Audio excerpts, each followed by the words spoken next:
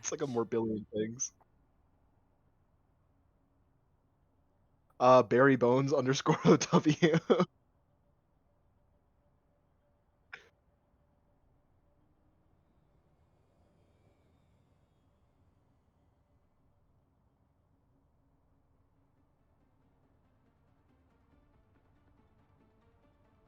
Oh yeah, absolutely.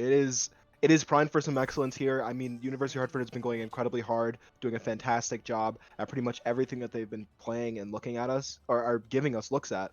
And I'm really excited to see exactly what they're able to cobble together today. As we are one away from finals, right? This is the semifinals match.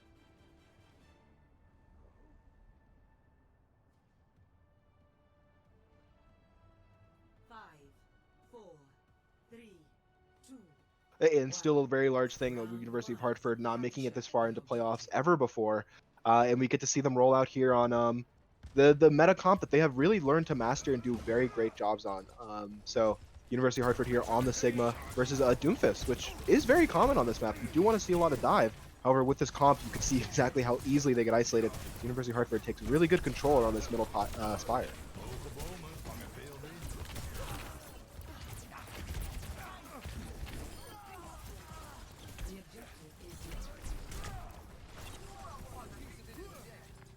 And it was really, really solid there. The wall just kind of forced the Doom into a poor position. And then once he was forced into a poor position, the University of Hartford was able to take advantage of that by looking at other members of the team.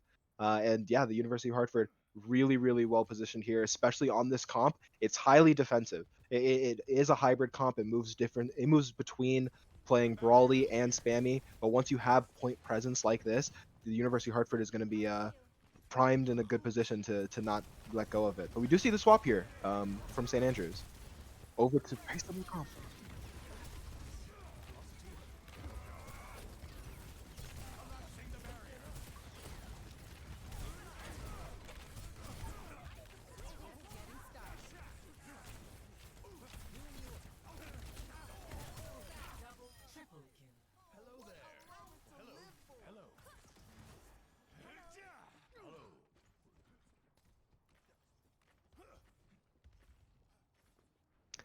Yeah, and this is the difference between like a Bastion and a Sojourn, but not really. We're seeing Cranky Pants on this Sojourn, and that is his character. This is one of the things that they do absolutely best is just kind of master one thing, and they have truly spent and put a lot of time into this character. So I'm excited to see how they continue to do us. Orimaru just whipped the ult.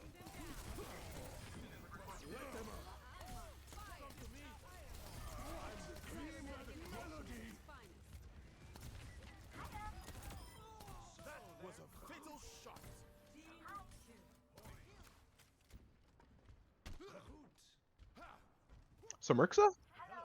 Hey, I think we're gonna do that after this map or this round here. But we do see the Rhine swap here for the last fight. I think it's just incredibly tough, and Orimaru giving their life for that Blizzard really solidified it. And at 86 here, this is one fight territory to win for the University of Hartford. St. Andrews once again primes in this white room, trying to get over to the point, but it's gonna be incredibly tough for them as they just try to rush in, but the wall's already there for him. Oh, but Mars is able to find True Blade 16, and a beat comes out. This is a huge ult investment from both sides. As a beat comes out on the side of University of Hartford as well. But as overtime ticks, I think University of Hartford is just going to rotate out.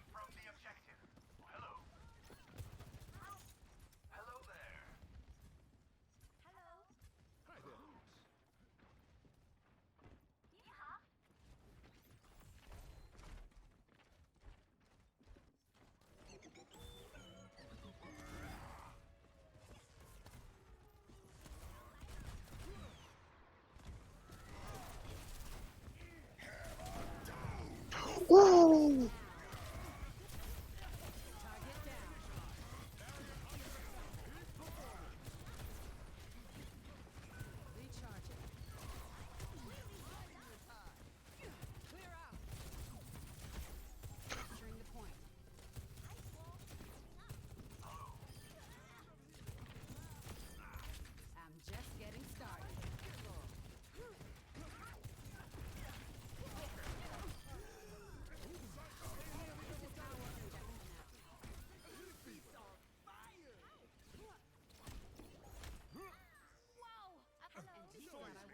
And that was really, really impressive from the block shatter to Cranky Pants with that overclock getting a very necessary kill there, but then also playing with the confidence to just go and cover the rotation and start to cap point while the rest of the team and the trust between the two, the team that actually stayed to fight off the rest of those members, and then Cranky Pants going to point.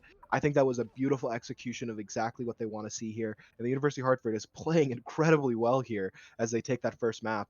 And let's take some time, the 15 seconds that we have here, do a little bit of the name game here. Um, and off a rip, there are no numbers for St. Andrews. I think that's going to be one big thing on my side. Oh, really? Is that a no? That's an O for Soda. Mara has a 4. Ooh. Oh, I'm gonna have to take some more time to deliberate. Let's see how this map goes, and we'll deliberate after that. As University of Hartford does go with the classic TP, St. Andrews going with kind of the classic counter pick to that. The Farah Mercy off rip can be very strong on this map, but I think it's interesting to match it with a JQ. Don't know. There's not a lot of synergy between those. Definitely would maybe want a little bit of a faster comp out of the tank to follow up on a lot of this damage that they're going into the backline with. And they have a great angle, but the University of Hartford is able to just focus on the backline, and Soda's already dead.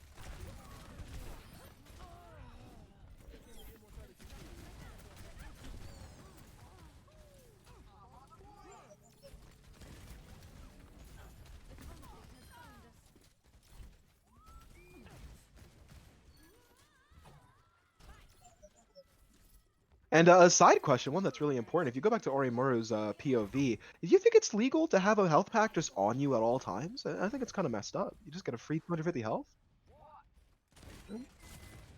I would say that's cheating.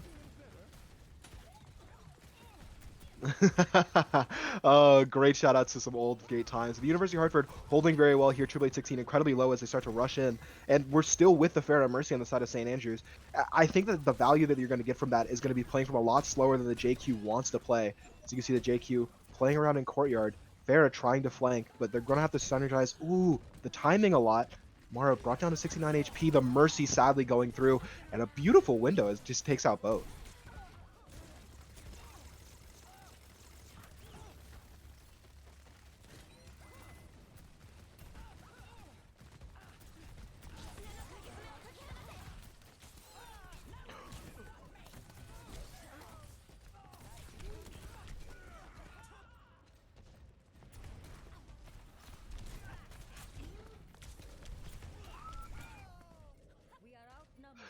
Wow, and Mara on the Pharah with the 4K there, and in that dilapidated fight, I think a Pharah is incredibly strong. With not a lot of heals going around, you can just kind of one tap even if you don't actually hit them directly. So the Pharah finding the value that it was absolutely needed, but the sim is still here, and I don't know how you would hold point exactly with this Pharah. So they flash the TP. The TP isn't taken, even though that would have been advantageous, and they just take the fight with the 3 that are in front of them. The Mercy Valk is up, but it's not enough healing to actually stop anything, and Cranky's able to find another, and that's 2 members down. The University of Hartford should have this as they rotate around looking for kills. Oh, but they do get caught up by the Pharah. This could be a little dangerous. However, the University of Hartford does set up on point, and with the Pharah there, I don't think the Pharah is going to be able to contest at all. Maybe getting some picks, though.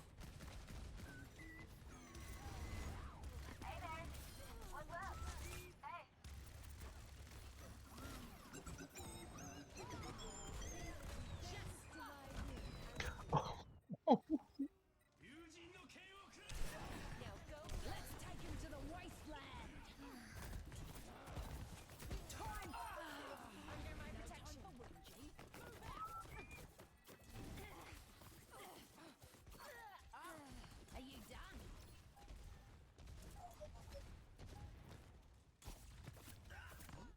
Wow. And even I, as a caster, lost track a little bit of the exact timing that was needed for them to actually contest and put up more of an effort on the point. But St. Andrews not able to really get a stronghold on that point, largely because of the floatiness that comes from the Farah comp that they're playing. So the University of Hartford takes advantage of that, just like you said, knowing exactly what their strengths and weaknesses are into this Farah, and they are able to play the objective a lot better than the University or St. Andrews is able to actually play. So first map, Lijiang goes to University of Hartford. Honestly, nothing new. I don't remember the last time they even lost to Lijiang Tower.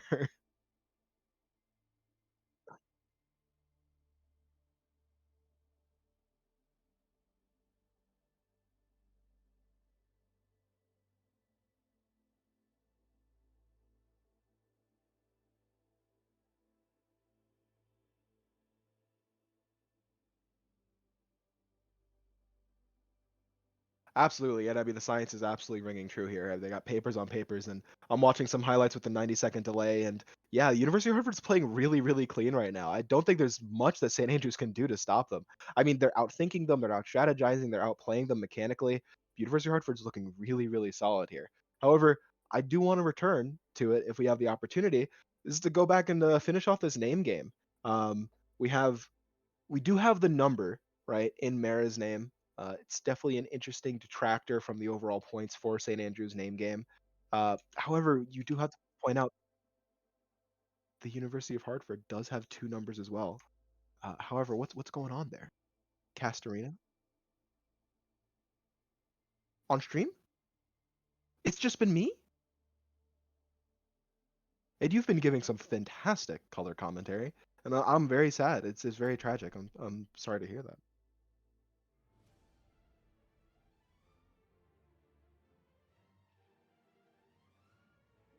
Hi. Well, I mean, as we get into some technical difficulties here, Test? Ah, haha. we're back. Uh, let's do that. No. How about this? All right. Aha! Alright. We're back. Beautiful. Never left. Never left. Always been here. Ugh. It totally wasn't just Peter casting, but you guys don't need to know that. As we move into Eichenwalde. Yeah, we do get to move into Eichenwalde here once again. St. John's versus the University of Hartford, and Andrews. University of Hartford up one after Lijiang. They're looking really, really good, man. And Hartford, as I was trying to say earlier, is able to rock just some of their well-practiced compositions. There's not been a significant meta shift within the last few weeks and months. Roadhog had a little bit of a buff. There were some minor nerfs to JQ and a few other characters, but the Sigma Lucio Baptiste just core has been a great look for Hartford, as they've been making it work throughout all of these playoffs. Absolutely. I mean, I think it also allows a lot of the players to play on what they want to play on. I mean, Cranky Pants on the Sojourn, Ori Maru is a very solid May, but Triple Eight 16 was picked up because of his chops on the Sigma. Revan, a fantastic flex support in his own right, but his Baptiste is utterly filthy, and I think there might not be a better Lucio in this elo than Blackout. So as the University of Hartford continues to iterate and get better at this comp, the University of Hartford is just poised to really just run away with it, as they're setting up a very solid defense here on Eichenwalde. And Cranky, he's kind of just him on this Sojourn. He's farming these rails, looking for these picks. Isn't able to find the Lucio there, but Sigma looking to get isolated. Cranky, again, just constant pressure. This Sigma can't do anything to take the space he's looking to do. Revan keeping True Blade alive, and they're able to survive this Bastion engage. And this is where you see the benefits of this comp as well. You see the hybridization where you can just play very slow, and then the second that a pick comes out, you just rush on forward, start playing the brawl. Kale's able to take out one, however, Orimuru going down, and that's going to be a wall disadvantage. However, Window on the side of St. John's. Ooh, Revan tried to jump across, so that's going to be a lot of damage straight to his dome. Well coordinated as well, as the University of Hartford does lose two members. Cranky going on an adventure as a beat and a flux come out from St. John's and then University of Hartford respectively. But that is going to be St. John's finally getting some position on the point, starting to tick over, but with a well-timed contest, the University of Hartford might be able to bring it back, slow them down a bit, but no, that is 5 on cart. That is going to be very tough to defend, as St. John's runs away with it, is able to take the first point of Eichenwalde. And that was pretty well played by St. Andrews. St. Andrews, so sorry. And what they use? Support ults?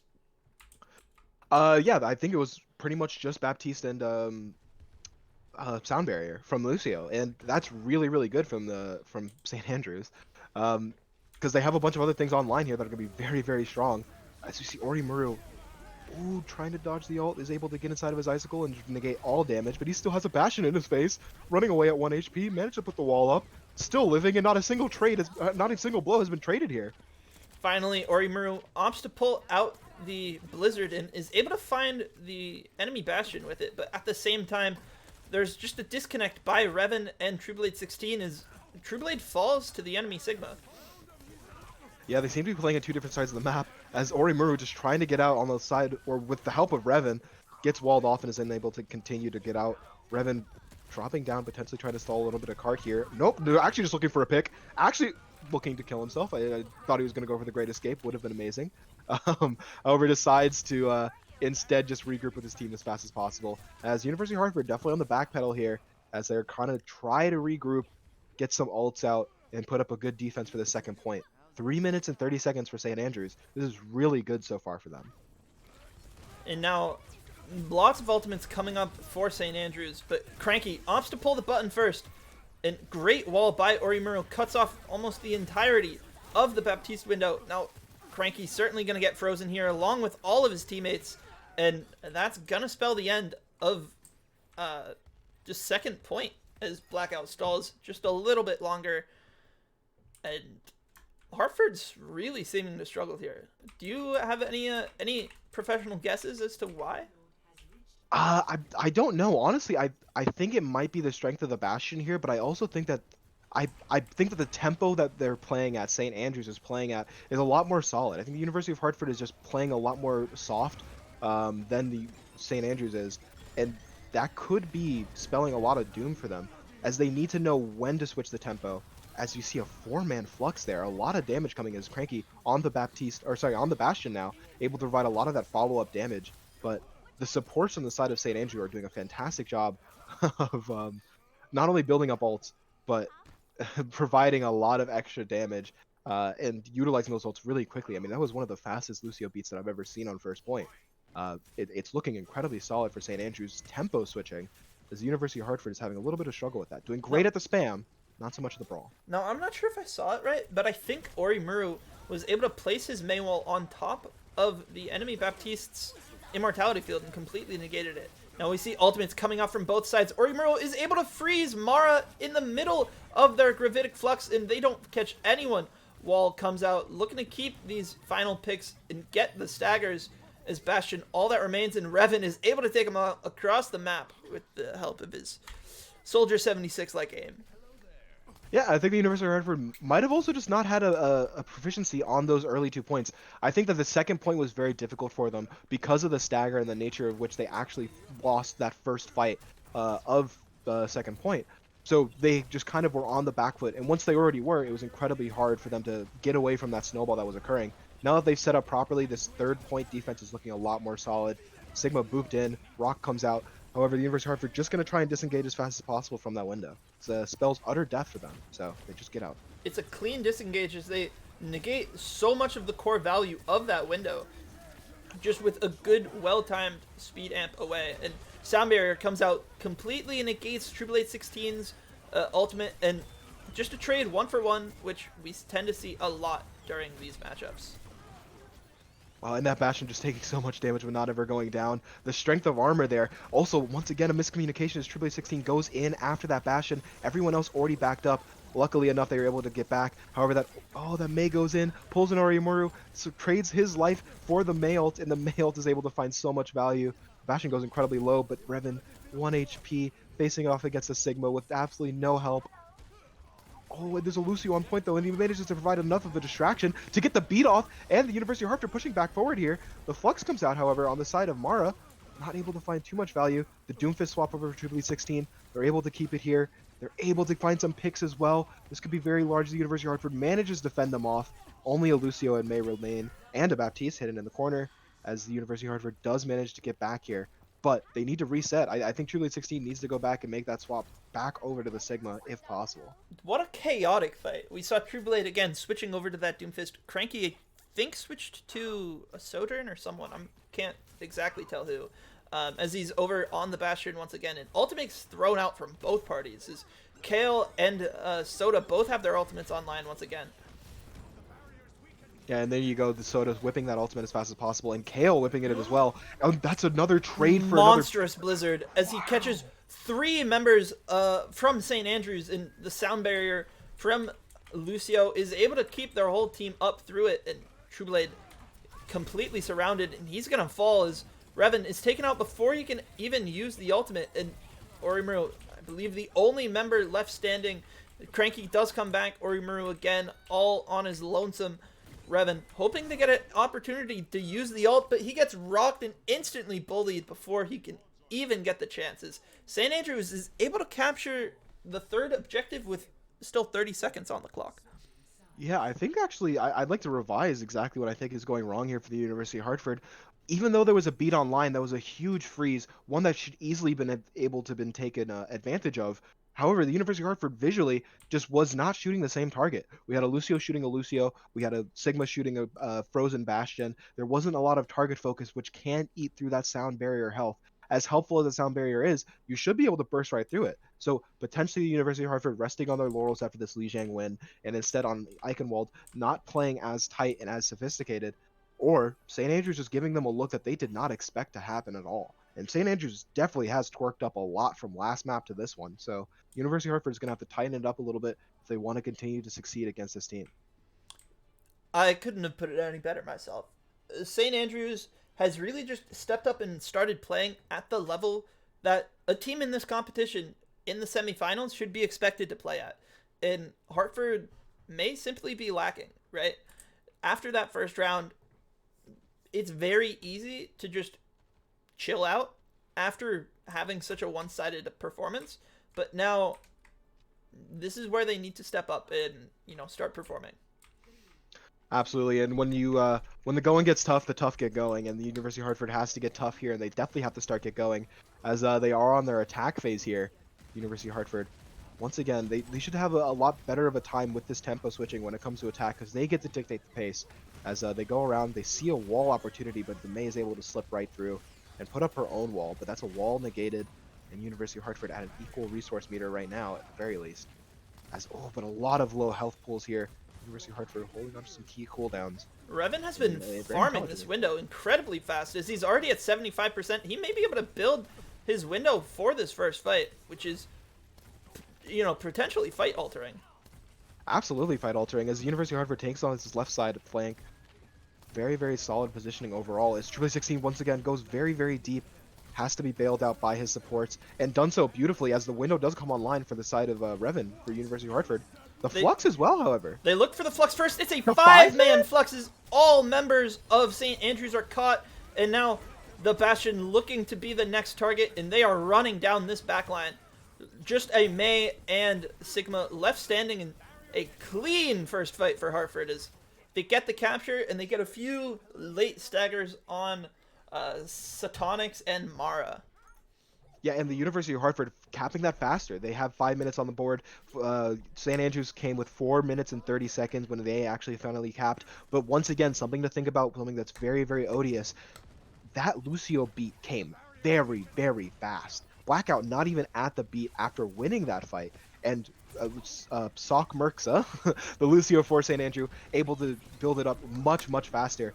University of Hartford trying to hold up the rock. Oh, Cranky's able, kill him anyway. Cranky's able to take him out before the Gravitic Flux is even able to land, and now that's just fight number 2, cleanly won for the side of Hartford.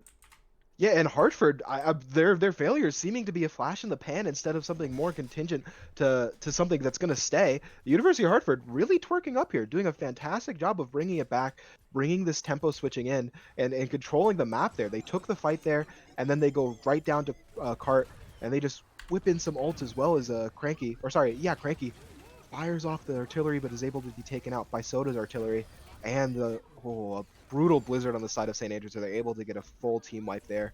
But the University of Hartford holding onto a good key ultimates and not using too many in that fight. Expensive fight from St. Andrews. Potentially worth it, as it gives them a chance to set up and, take a breath and prepare. But again, expensive. Both Blizzard window were used at the very end, and Bastion ults were traded from both sides. Now it's going to be tough for Hartford to make a rotation through here without getting anyone picked off, and they're able to sneak by more or less unscathed. Yeah, it looks like they're playing Metal Gear Solid, the way that they're moving around the map right now, but they're very well known here, as True 16 just walks in, hits the rock, probably looking to try and build an ultimate here, as they have the beat advantage on their side, but used offensively, that could be problematic. Yikes! Looking for 3 more percentage here. If you could get back up to high ground, that would be Pog. As he does, he's able to find another 3. all of huge their flex. backline and is able to take out the Baptiste with it, which is on its own a massive kill, as it gives them a humongous healing advantage as this fight prolongs, and he takes out the second support as well. Now May just harassing him as best as he can, but Sigma is Sigma. Sigma finds 5 Trueblade 16 with a fantastic performance during that final fight of the second point. See, it's ingenious. You have to see the big brain 9,000 IQ plays from Trueblade 16 here. He fell off high ground so that he could just flip map. Everybody knows that. It's exactly what he wanted to do. It's the type of things that you can't teach. These are the intangibles you just can't teach. As Trueblade 16 once again fronting up here, and you see the ultimate time advantage here that you have for the University of Hartford. 4 minutes on the board here, going in and already getting close to rounding the second corner of third point. As University of Hartford is down 2, now down 3, as they're gonna, or sorry, just down 2, as they're gonna back out. But ultimates used on the side of St. Andrews could be very large. As University of Hartford, like I said, huge time bank. They have a lot of time to play with here. Wanted to go swimming. He just wanted to go swimming. Interesting. As we see Hartford needing to spend a little bit more time resetting than I think they would have liked, as Leroy takes a little tumble off the cliff. That's a Lord of the Rings reference for my friends at home. I don't actually get it, and I love that movie.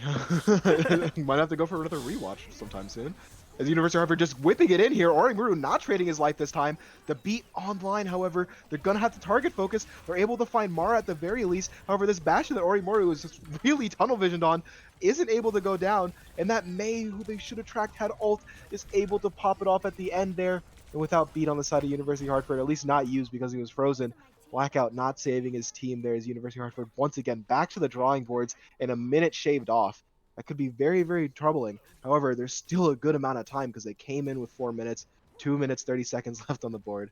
As Orimuru watches the grenades fly by and decides to recuperate and get back in there. And you put it really well during the defense, but target focus has been a massive issue with these blizzards from Orimuru. He consistently freezes 2 or 3 at least every time, but nobody dies because everybody is shooting different people. And now Trueblade 16 runs straight into the backline and takes out the Bastion, takes out the Lucio. He's just a killing machine, finds a third again. Sigma is the only one here as Blackout is able to take him out. And that is a team kill for UHeart as they look to cap with a minute and a half remaining. Although Genji is here, manages to contest. Could be problematic. The window comes out. Ooh, shot himself a lot there with the deflect. Didn't expect that necessarily. However, all the flux coming out as well. The University of Hartford in perilous waters as they aren't able to actually get the cap off. Kale's able to find another one as well. And St. Andrews resting control over this point again with 1 minute and 30 seconds left on the board here. University of Hartford deigning to just continue to fight it out instead of just dying and taking a lot more time to actually reset. You know what? You take that, though. You take the ego pick. And it's absolutely necessary as they're going to have to come in with some heat and some fire here. Building up another ult as the Sigma could be very influential as Trueblade 16 is playing out of his absolute mind right now. He's playing well, but something about the fight wasn't able to work out. And I think part of it, again, comes down to that target focus. We had Baptiste, we had Revan on the Baptiste getting harassed by the Tracer, getting harassed by the Genji, and these targets weren't being killed, and Orimuru, right off the bat, goes for an aggressive blizzard, looking to see people shoot the same person. Bastion being shot by Orimuru as Trueblade isn't able to take him out. Orimuru so dangerously low, but kills coming. Trueblade has built the Gravitic Flux. May is the only one left standing as they look to stagger this as long as possible. May finally falls. Genji swaps. Doom swaps. Lucio as well. Trueblade pulls out the Gravitic Flux, misses, but does connect with the Kiriko as she falls immediately. Finds the double rock kill on Soda and Mara. Lucio gets the trade against Samersa, and Hartford is able to cap with about 12 seconds. Yeah, but you are right. It is definitely looking shaky, even with the fluxes. I mean, from Orimuru's POV there, he managed to get a huge freeze there, but even he wasn't shooting the same target. Decides to shoot the May for a second, then go over to the Bastion. That might be a little bit of the wrangling that is absolutely necessary for this University of Hartford team. They need to get back into form, and they need to choose the same target, but they need to be on that page a lot quicker. But it is getting better. So the University of Hartford getting better and better, however, not finishing off with more time, so they will be attacking first here.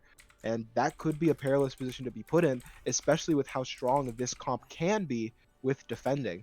As both teams are playing the exact same comp, University of Hartford doing a slightly better job on first point defending, but they've shown their tricks, they've shown what their proclivities are, which was to go left side, play fast for those key ultimates like the Flux, like the Window. If St. Andrews is able to adapt and overcome those things that they noticed that failed them on their first point defense, this could be very, very dangerous for the University of Hartford. And it looks like we may be seeing some spicy changes as Cranky is currently locking his occasional flex pick of the Symmetra, and Orimuro switching over to the Bastion himself. The rest of the team locked on their roles as, you know, they don't get the flex in this meta. Yeah, everyone else has to say the exact same. The Sigma's almost a lock-in, as well as the Baptiste and Lucio. But the DPS get to have a little bit of fun. DPS can have a little bit of fun. As we also see Orimuro swapping over from the Mei to the Bastion. Still needing that heavy amount of damage. As Cranky Pants hits the TP, going incredibly fast. This time not going tank side, going right side instead. Ooh, True Blade 16, however, cut off by the wall. However, tier 3 beam on board for Cranky. Is he able to find some damage though? He's not able to. He keeps on swapping targets, but True Blade 16 is able to finish off some of that damage provided by Orimuro. However, University of Hartford staggering a bit, slowing down their pace. Trades come out from both sides, but I think I would give the advantage to Hartford in that trade, as they still have the Bastion, who is a massive amount of the damage output, but they trade once again, and now Bastion for Sigma. That's another favorable trade for Hartford, as they're getting these important picks right off the bat. And May, the only one left, as Bastion comes out just to stagger a little bit longer, and Hartford is gonna get this captured, and they're gonna be able to start rolling into second point, which is a massive victory in these overtime fights.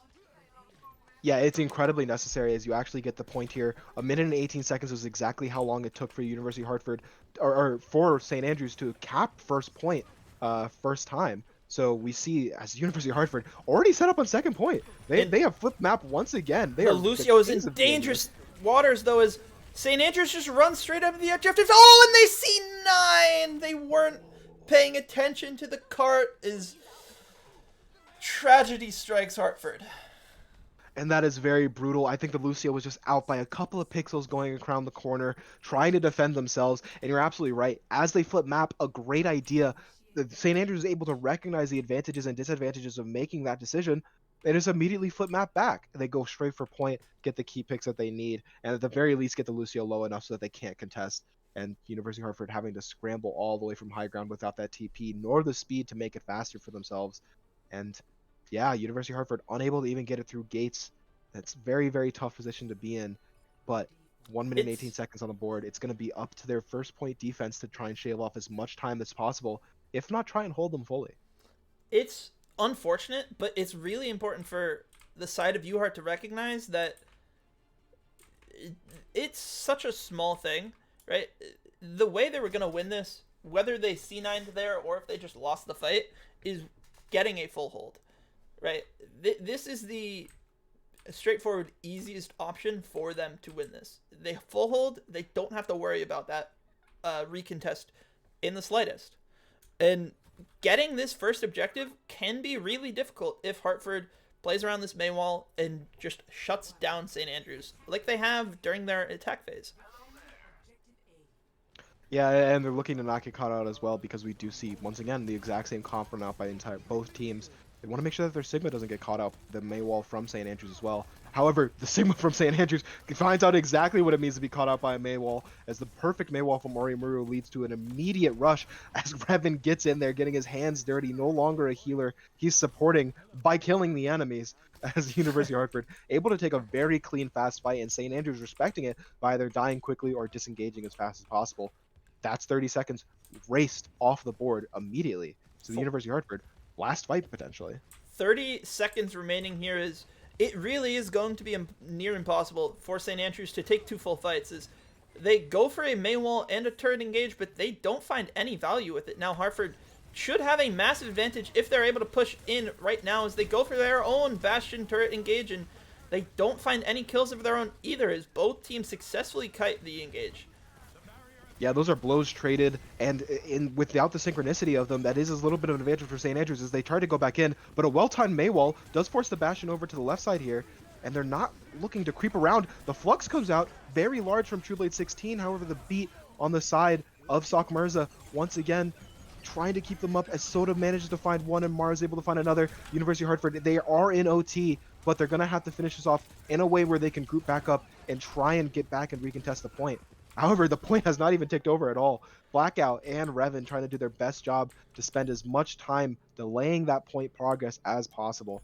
And some swaps coming out here as the University of Hartford swapping over when they really do have time to just regroup with their entire normal comp.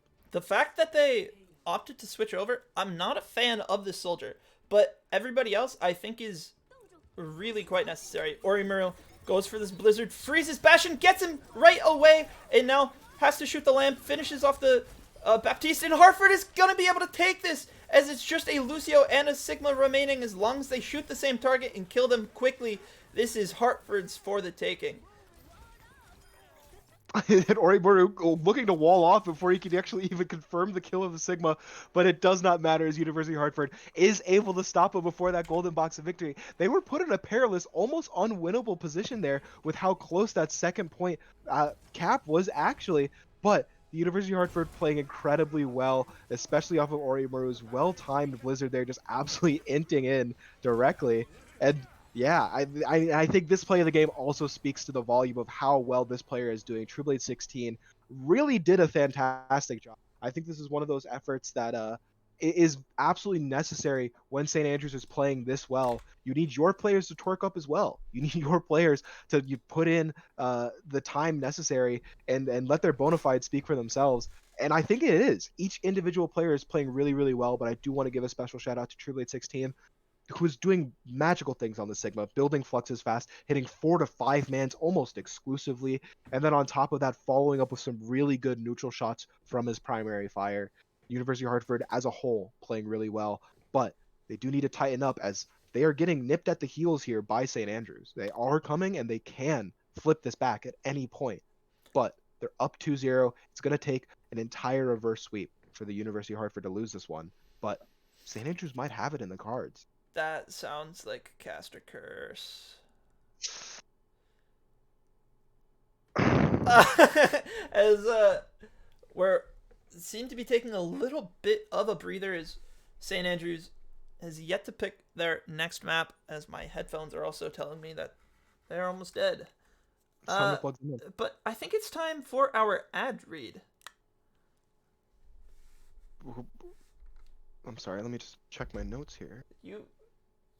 I see it. I think I see it behind you. Wait, hold up. Behind me? Are you? I don't have it in my note. Oh, yeah. This ad break is brought to you by CT Esports Academy.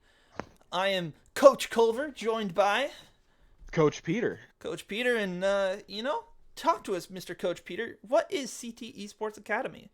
Well, CT Esports Academy is your premier gaming LAN center here in Connecticut. So if you are a Connecticut native and live within the southern region of Fairfield County, you can come up to Wilton YMCA, who we partnered with to provide you an elite gaming experience to take you from zero to hero. CTA is here to bring you not only good gaming experiences, put you on a team to socialize with other gamers very similar to you, but play on a national tournament series in 5 games from League of Legends to Overwatch, including games like Fortnite and some others that I am forgetting off the top of my head right now. Valorant and Rocket League.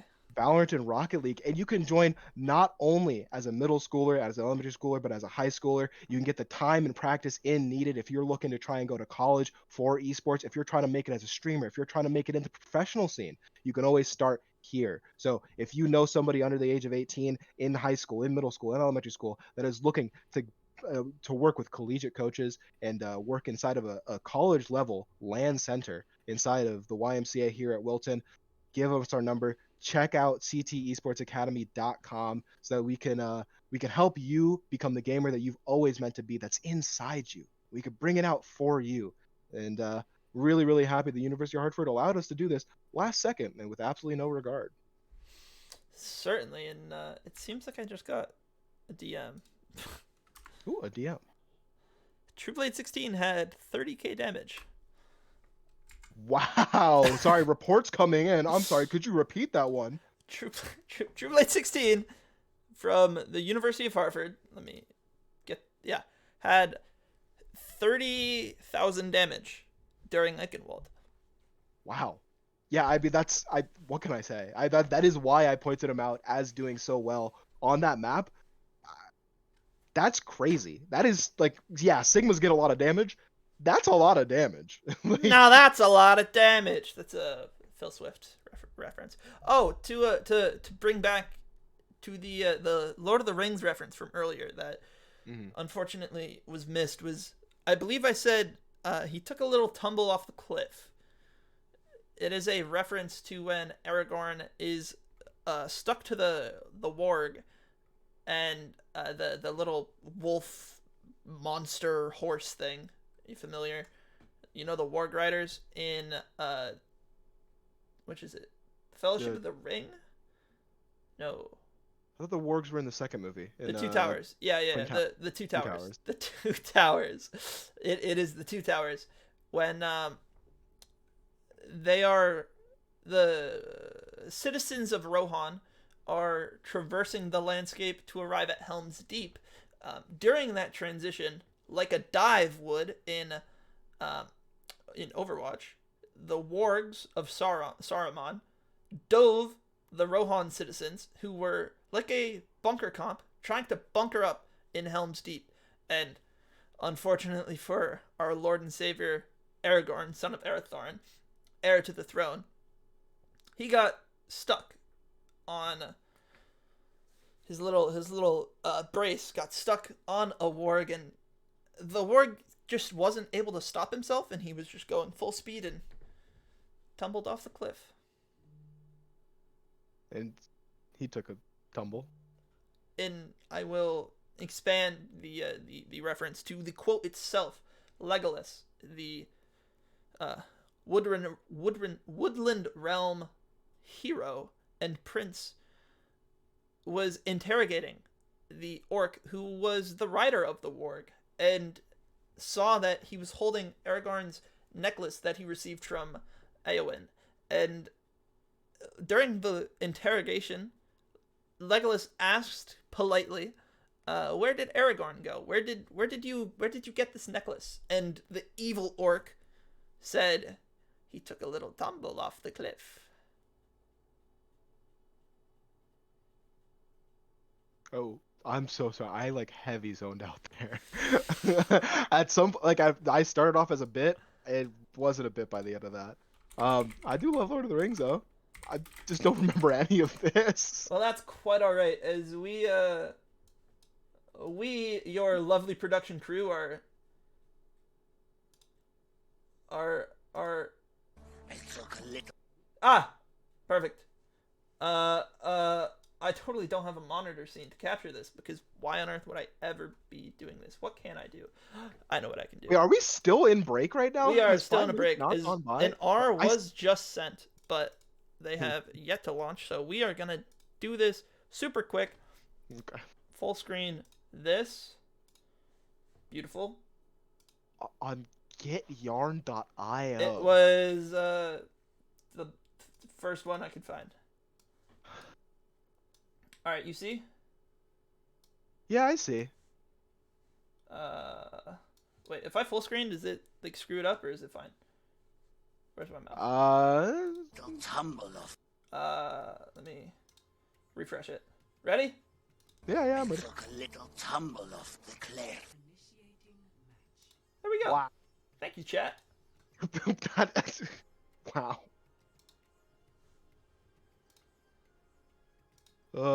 Serious question though. Do you think they had like any sort of like qualms or like misgivings about releasing that movie in 2002?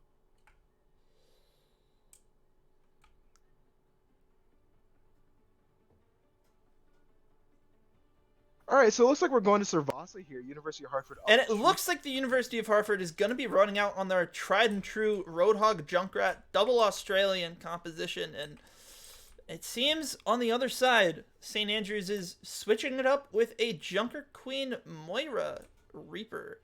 Should be quite the duel of the fates. It absolutely should, and I'm praying to God as we do see some swaps over. I thought they were going to go Sigma here. Let's see the actual comp here from University of Hartford instead of the twin Australian comp. Instead, we see True Blade 16 coming out here on the Junker Queen, matching Mara here.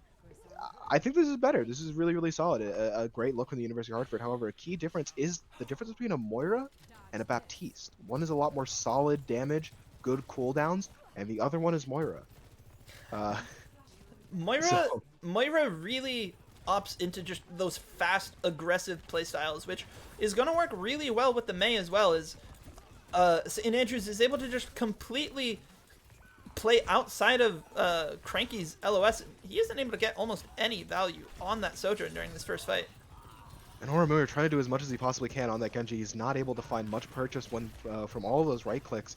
And you're absolutely right. I think that the aggression that you can have from the Moira is really, really solid. One thing that you note in the middle of that fight is how low, even though there wasn't a lot of coordination and a lot of players went down from the University of Hartford, there was still low healing on the side, or at the very least, slow healing on the side of St. Andrews, which could spell doom in the future. So if the University of Hartford tightens up a little bit, the burst healing and high numbers of healings that you will get from the Baptiste will simply do better than the Moira. But you have to live long enough. You have to have enough team members doing enough damage. Oh. As True Blade 16, was that off a Jagged Blade? I think it must have been, as True Blade is just having his way with these people on this Junker Queen, absolutely going to town as True Blade and Oromu just erase the competition. He has no regard for life. He's just going utterly insane, running it deep into the backline and finding a lot of value there. He got walled off. Doesn't matter. I just keep on pressing W, son. True Blade 16, once again, showing us some really solid looks here. As he opts to hold on point. He does have a shotgun, so some of this poke that is happening between the Genji and the Lucio on the side of University of Hartford can't be joined in by True Blade 16, but another well-placed Jagged Blade.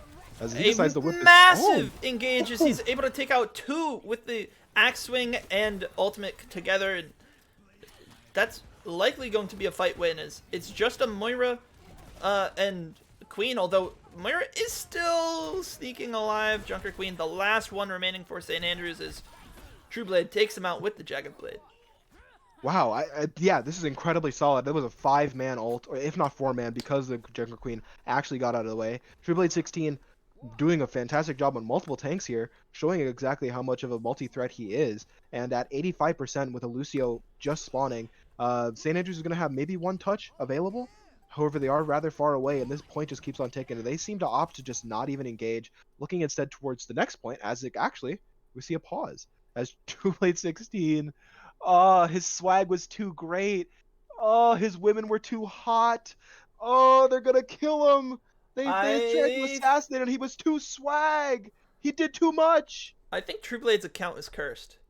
Because not only did he DC in this match today while playing, presumably playing in the University of Hartford's gaming facility, but he also had many disconnections during their practices over Thanksgiving break. And now, curious to see, I'm assuming he's going to be placed in the spawn room, which may be problematic, but doesn't necessarily spell doom, as plenty of ults are on the line for Hartford. Yeah, it shouldn't spell too much doom, especially because we're at 99%. This first point is going to get ticked over, and there's quite a lot of time for them to actually reposition and get to the next point. So yeah, True Blade 16 does spawn inside of inside of spawn room, and instead of spelling doom, it does spell Junker Queen. Yeah.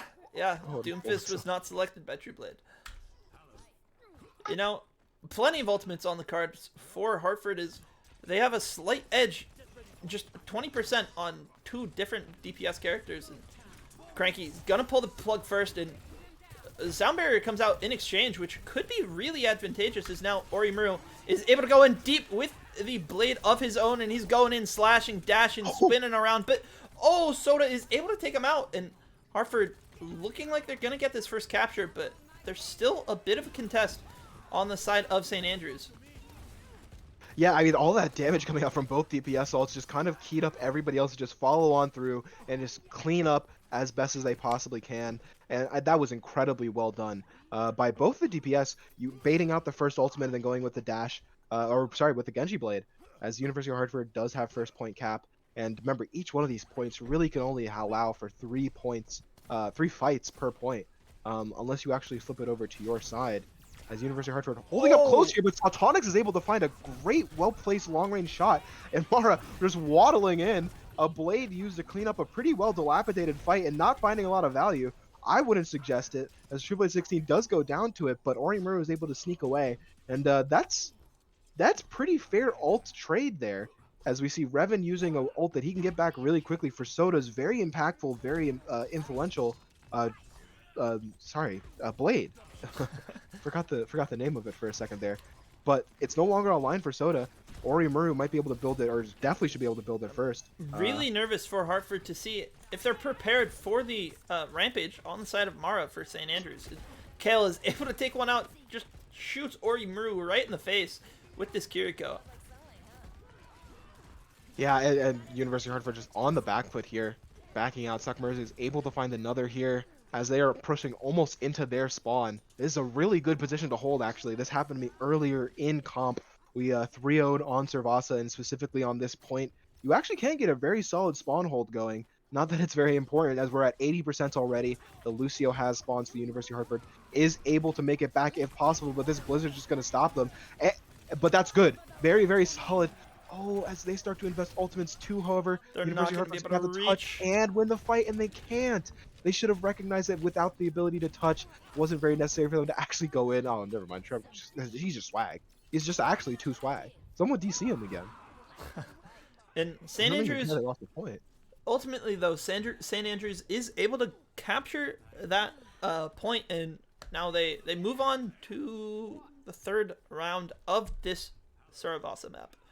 I believe this is Temple. However, don't quote me on that because I still haven't memorized any of the flashpoint points, even though there's only 10 of them technically. But 10 is a large number, one that my brain can't handle. As a rush comes out here from St. Andrews, overclock on the side of Cranky, almost flies off the map, but doesn't, however, caught in between 5 people and his team, able to get some assists going. And the wall is still preventing him from backing up with a beat on the side of St. Andrews. Gonna continue to aid their aggression as they're going in, chunking people down very low. Mars able to find Revan. Triple Blade 16, however, able to find Saltonix. But without a Baptiste, a main core part of their healing kit, the University of Hartford does lose another member. As the Blade comes out, however, with no beat online, he's able to turn this potentially. As Orimaru, doing quite a lot of damage, goes down, but Cranky's able to follow it up. They might be able to cap point first still. And it's, just a 2v2, 2v1 perhaps, as Cranky and Blackout, the only 2 surviving members of either party, as Hartford does get that first objective capture, which is a monumental advantage during these fights. Oh, incredibly advantageous, as we're already at like 15% for the University of Hartford here. A fight might not even start until around 25 to 30%. As they start to engage, however, St. Andrews looking to go around again, as University of Hartford is going to try and meet them there. They have the window online. It gets whipped immediately once the JQ is in sights, burning down that wall as best as possible. Soda, however, able to find Cranky, and that could be problematic. However, a lot of damage not finding its way onto the bodies of St. Andrews. University of Hartford splitting as well. Their Baptiste is in Neverland, still managing to hold the point down, but Triple Blade 16 not getting the heals he needs to survive that fight. So University of Hartford does lose their final members, and they're going to try and rack it up as far as possible, getting maybe 73%, 72% on the board. So only needing one fight, only one solid fight win, but it's ticking up already for St. Andrews. And now St. Andrews, just like the round before, is going to look to do a bit of a semi-spawn hold setup, and Hartford's going to have to do a lot just to be able to break it. True Blade does have the ultimate online. They opt to go with a sound barrier engages. Satonix trades out with the Blizzard, and now Mara is just having a field day shooting frozen targets. But Cranky on the Sojourn nearly gets the kill onto the enemy May, but is unable to as the peel comes through. Satonix lives, and Revan is going to get staggered out, and now it's essentially going to be one fight territory for UHeart as they hope to win this next fight and capture the third round. Oh, absolutely. As the University of Hartford, I mean, I love aggressive beat every once in a while, but you really have to do it when you know there's no ult that you need to counter with that beat. And like you saw with that Blade, or sorry, with that Blizzard, wasn't able to work exactly well, but and the rush comes out. And the huge rush blade, the University of Hartford going down. They managed to get to point because True Blade 16 sent his ult all the way through and ignores the picks that he needs to get and is able to find 2, but it's not enough. University of Hartford losing this next point as well, as they are now down 2-1 on Survasa. Next point could win it for St. Andrews. However, University of Hartford still having an opportunity as they are a little bit closer to this point. The So they could biggest set up first. the biggest mistake I think Hartford made during that engage was simply stacking their ultimates and allowing one sound barrier from Survasa to counteract both the Dragon Blade and the Rampage. Right? True Blade went in for the Rampage and it was entirely negated by the sound barrier, but Orimaru pulled this Dragon Blade at the same time. Everything was negated by just that one ult, and it left them in a massive disadvantage. As I say that, though, they do get the first kill, and Cranky pulls out this overclock. But, a great headshot from Sotonix takes him out. They're still looking to get these dash kills. And Revan, keeping his team up with just great Baptiste play in a safe position. And Hartford is going to take the first fight, which is, I guess, a pattern we've seen in these last few rounds. Yeah, a pattern that we hope doesn't repeat, as the University of Hartford has been losing after taking these first fights.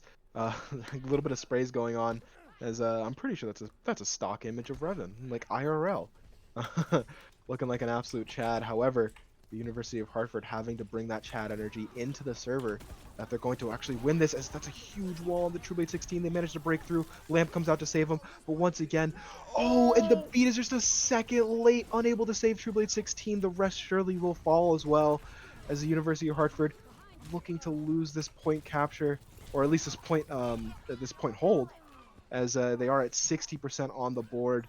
St. Andrews University going to be able to take it back, and in a perilous position. If they manage to hold it here, University of Hartford could be in very dire straits. Now, rolling out here, we see the Sigma May swaps coming through, which I honestly think could work really well for them. The May is just such a powerful tool, and not having your own can make playing Overwatch that much harder. And True Blade on his well-respected Sigma at this point. The blade comes out, however, able to find one. Cranky goes down and able to find another as well inside of Revan. Blackout able to find a headshot onto them, but they've just got the fast reset here. Even with the Lucio, they need all the time that they can get if they want to recontest more solidly, as True Blade 16 and Blackout able to get out of that fight as fast as possible. Good enough time for them to be able to recontest as long as the Lucio manages to speed back the backline of the University of Hartford. But this is last fight territory. University of Hartford gonna have to do something here to keep them in the contention here. And it's really all going to come down to ults here. There's a massive advantage from St. Andrews. Is these Rampage comes in from Mara, and Submersa finds one. Sound Barrier comes out too, and Orimaru's going to have to go big with this Blizzard. As he looks like he's going to find one, nearly doesn't though, as the Lucio sneaks out just at the last second. Revan is taken out by the Genji, and that's going to be the end. As Leroy would have to do some Lord's work on the Lucio, as St. Andrews takes the first step in the caster curse that probably Peter put on the team. What have I done? What have I done? God, what have I done? What have I done to my sweet summer child? Nah, they have it. They're good. Don't worry. I'm not stressed. Are you stressed? I'm not stressed. Oh God, what have I done? Don't mind me, I'm just sending a DM. a DM just like what? Did it fucking kill me or something? As you know, this is how curses work. If you curse somebody, whoever curses you must die. And if you get cursed from beyond the grave, you must be killed, whoever has been cursed. So, since I have cursed these people, please win. Please win. University of Hartford, you just have to win. As I'm sure some coaching is going on the side of Eric Culver, as he's been running these boys incredibly well. They have been doing a great job. University of Hartford up 2-1, still a little bit of buffer after losing Survasa. This is a best of 5, so they are still very close to just getting that necessary win for them to take the semifinals and move on to the grand finals for NACE Star League.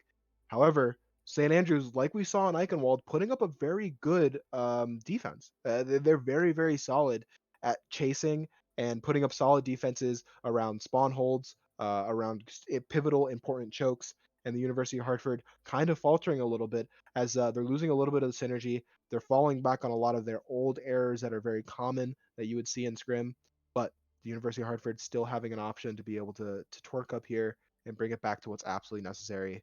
As we do see a little bit of a 2-minute pause called by St. Andrews. Just give them some time to breathe. I mean, for a team like this to even come close to attempting like winning this series, they're gonna have to take their time, as much time as they can possibly take between every single map, giving themselves the best opportunities available.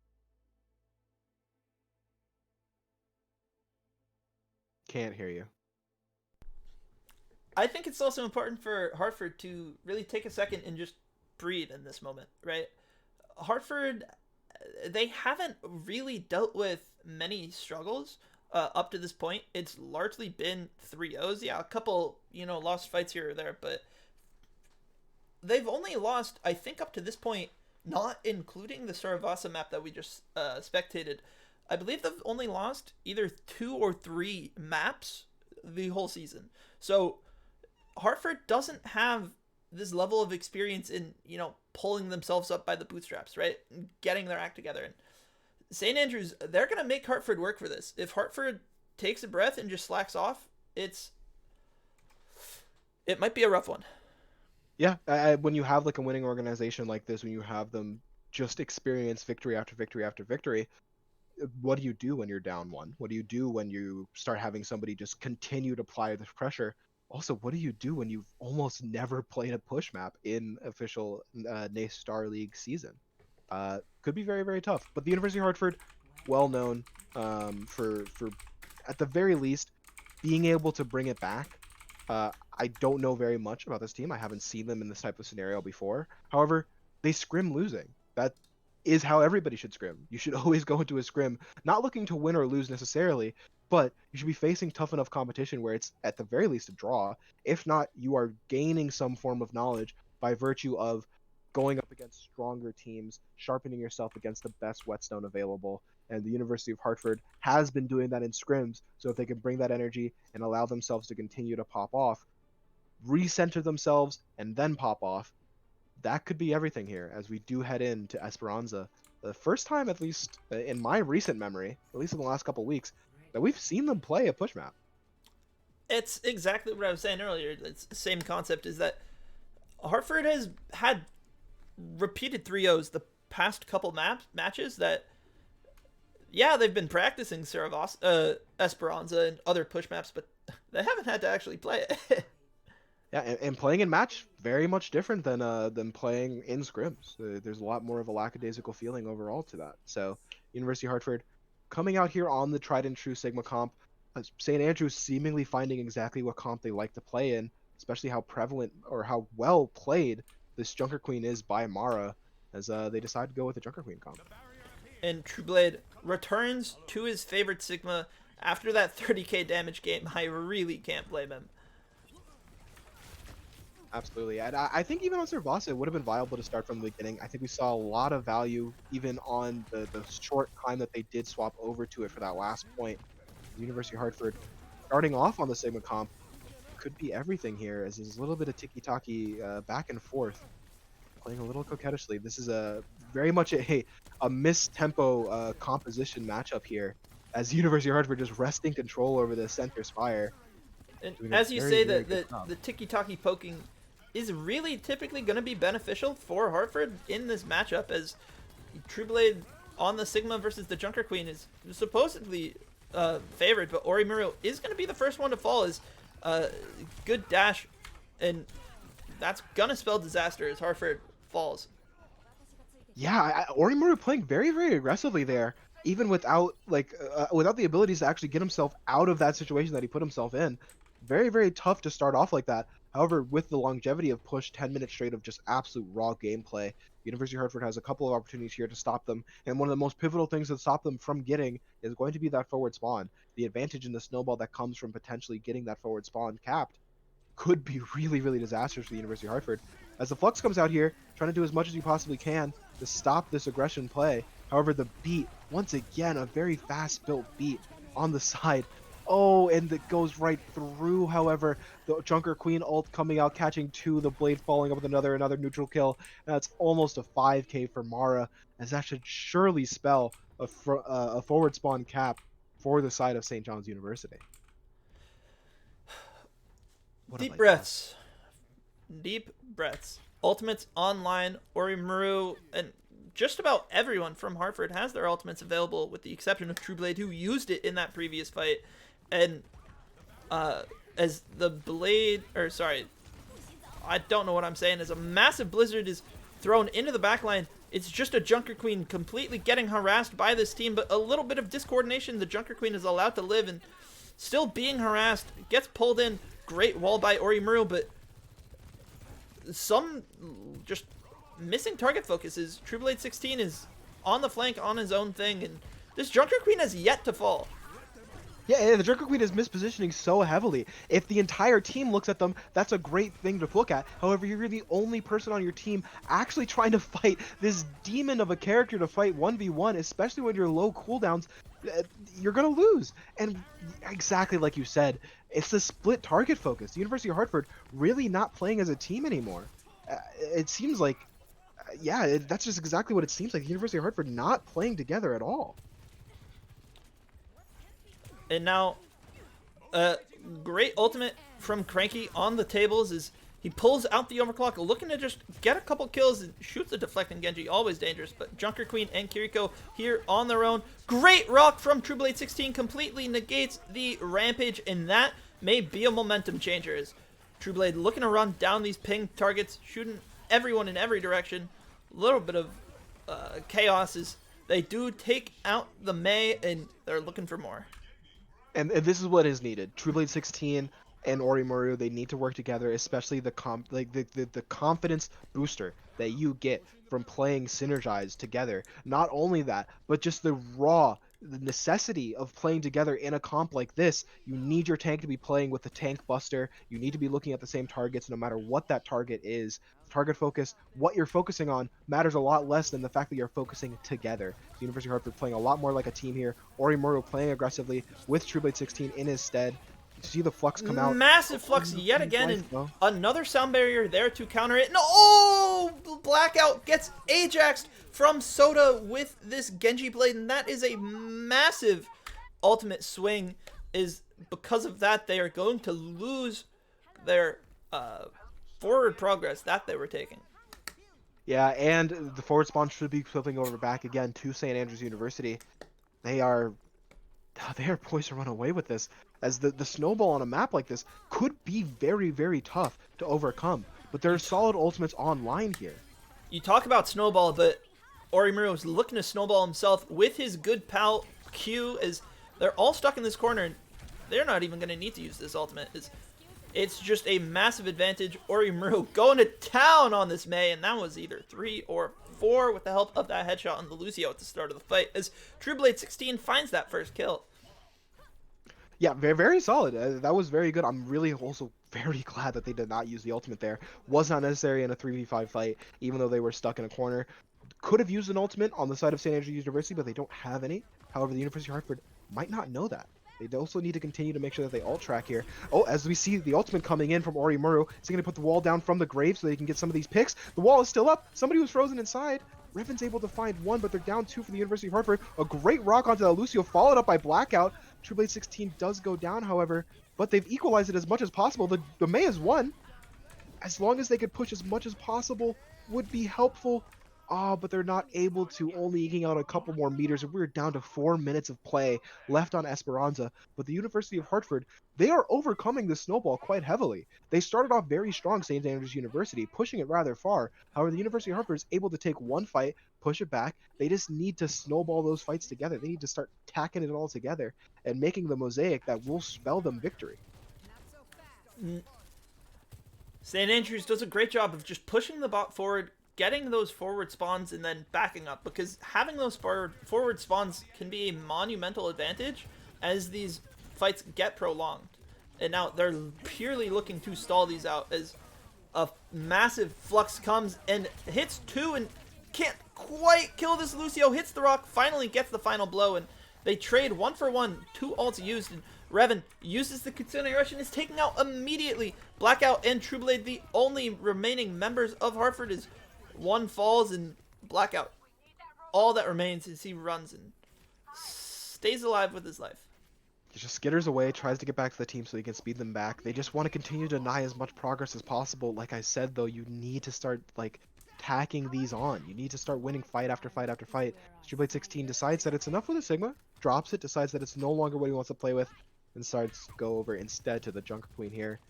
Could be very good. I mean, we see Mara getting a lot of value out of this Junker Queen. Cranky deciding to back up as fast as possible.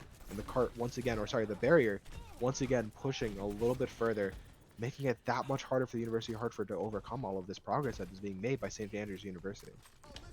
Ultimates on the table. Blackout opts for an aggressive engage with the sound barrier. Ultimate is traded both sides using it, and nobody has fallen up to this point. Cranky was brought low, but oh, he finds a crazy headshot on the point blank May, and Trueblade looking to clean up this fight with the help of his team. It's just the remaining Junker Queen alive as Trueblade goes to town and helps get the team kill. Yeah, in 2 minutes on the board, it's doable. University of Hartford, Orimaru, getting the wall run on this robot, Lur, trying to get him to go a little bit faster if possible, trying to whisper in his ear, tell him sweet nothings. But University of Hartford, 1:30 on the clock, having to push it all the way here. Key ultimates online, both DPS ults online for St. Andrews University, and nothing on the side of University of Hartford. They're going to play this neutral incredibly intelligently. They can speed away from pretty much both of them if they are able to get out. Trueblade 16, exactly what is necessary, as they do speed out, manage to negate one of the ults, just single ability. Very, very well done. As University of Hartford trying to, giving away this high ground could be very, very pivotal. However, just playing underneath, playing the Brawl, playing the Amoeba, playing together. Suzu coming out, protecting a lot of them, but the Genji Blade is still online, is able to do so much damage through all of it. Soda fighting too. Anti doesn't even matter. Trueblade 16 ultimate not finding as much value as he needed. That's 4 members down. Orimaru, or sorry, Cranky, the only one still alive at 13 HP, just trying to get out so that they can recontest once again. And this would be yet another lost fight, is just massive ultimate value has been coming out for the side of St. Andrews, as countless ults from Hartford are just lacking. Orimaru falls the moment he pops the ultimate. Trueblade uses his immediately. The fight was already lost, and they go for this Kitsune Rush and have not found much value up to this point, but alas, Lucio incredibly low. Cranky pulls out the ult and again instantly falls over, as St. Andrews is doing a great job just shutting down the ultimates. As we see Revan on his signature Kiriko, getting the 3K, cleaning up the team, taking it into his own hands, and helping his team push forward as we enter overtime. And this would have to be a quite simply historic push in overtime for the University of Hartford to overcome this. 70 meters? Second corner. 70 meters is such a huge lead in push, and the ultimate advantage is unbelievable as the Kitsune Rush comes out early. They still have the sound barrier, looking to push in and just force this advantage. Trueblade 16 doing his best he possibly can to keep this cart contested, but he gets hit by the anti of the Junker Queen ult. They do find one Orimaru on this Genji, but he is taken out, and it is just the remaining supports. As Revan on the Kiriko is going to fall, and St. Andrews take map number 4 as we head into map and series point, which I believe will be Escort. Do you think I have time to kill myself to make sure the curse goes away? Do you think I have time to do that before the next map starts? Do what you've got to do. Is all I'm gonna say. hold my breath. University of Hartford needs your help. Oh, but it's no laughing matter, genuinely. I mean, these casters, I can speak for myself at the very least, heartbroken right now. University of Hartford poised with a 2-0 lead in this series, letting it slip through their fingers. And as much as we joke about casters' curses, yeah, I can take as much blame as you possibly need. However, there is no God. And right now, the only gods are the people playing right now, are the only people that have influence over this match, are the players in the match. And this is something that I don't exactly like. Dusty, Derek, the manager, saying to Ask When R, take the time you need. This is a meta game. You have to understand the macro meta game here. The University of Hartford needs to take their time. They need to breathe. They need to relax. I need to reset my camera because it's blurry. But the University of Hartford, they need to just hold it for a second and just think, what can we do different?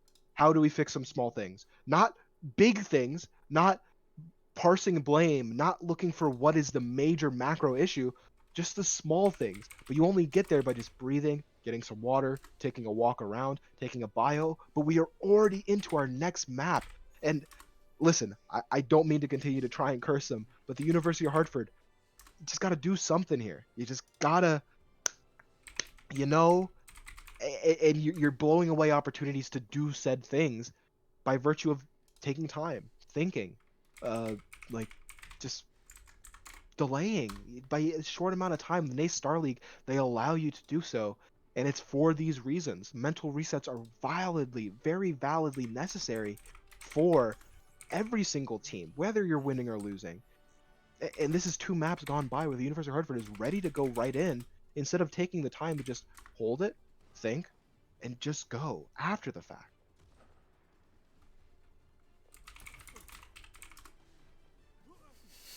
Also, they didn't give me enough time to kill myself, so.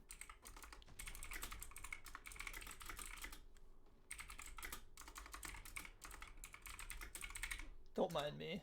I'm just I won't mind hyping you. up the boys. And hype is necessary. Whatever is going to get them to kick it into gear and actually just play. and play the way that we know that they need to play. Whatever works, man. Instant rock coming out from Trueblade 16 into Mara on this Junker Queen, and what a great start is Trueblade 16 has gold damage. A stat he is not going to lose easily. They're going to have to recognize the composition is the same. St. Andrews has not changed anything about their composition. Hartford is rolling up with something new. They've got the Hanzo of Cranky, and they eviscerate Mara on this Queen. As she tries to run over the backline, Cranky getting a little low. Orimaru does not have great sightlines. Yes, Rock coming out from Trueblade, hitting Satanic on the May, and I'm just realizing how often I say on the. Oh God, why would you say that? Oh, Absolutely, no. as we see Trueblade 16 just dominating on the Sigma. I can't speak. I can't speak anymore. I'm thinking about my words too much. Oh, everybody in chat, you're thinking you have teeth in your mouth. You have teeth in your mouth and your blood is warm. Think about that. You're also breathing. Now you're breathing manually. Now we see St. Andrews try to just sprint over this backline. Trueblade 16 is getting caught out, and the Immortality Field is not able to save him. Although they do lose their tank, this does not necessarily spell the end. Isn't able to find the head, and they take a breath, but they're able to hold these sightlines pretty well just by the concept of being snipers. Yeah, and I think this is one of the things that, like, as much as St. Andrews has a really good understanding of the comp that they're playing, it just doesn't work on this map. It quite simply just does not work on this map.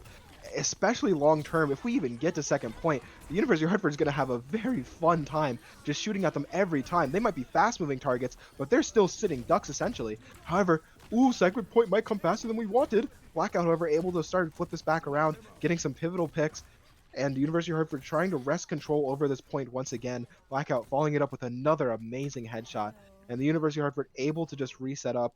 And I mean, I think Card is in a perfect position for the type of comp that the University of Hartford is playing in lieu of what St. Andrews is playing, because the long sightlines here are everything. This is so influential for the University of Hartford.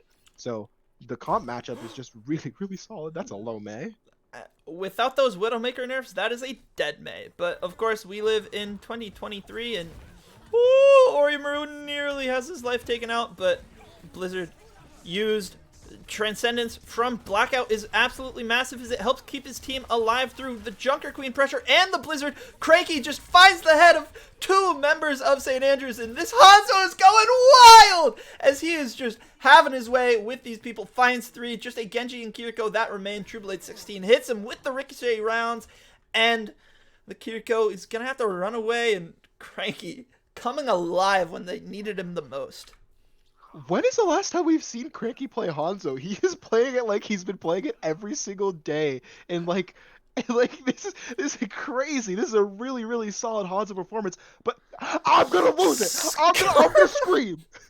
I hate it here. I hate it here. Skull emoji. Now, during this pause, I'm gonna take a brief second to explain why Cranky is, going so crazy on this Hanzo.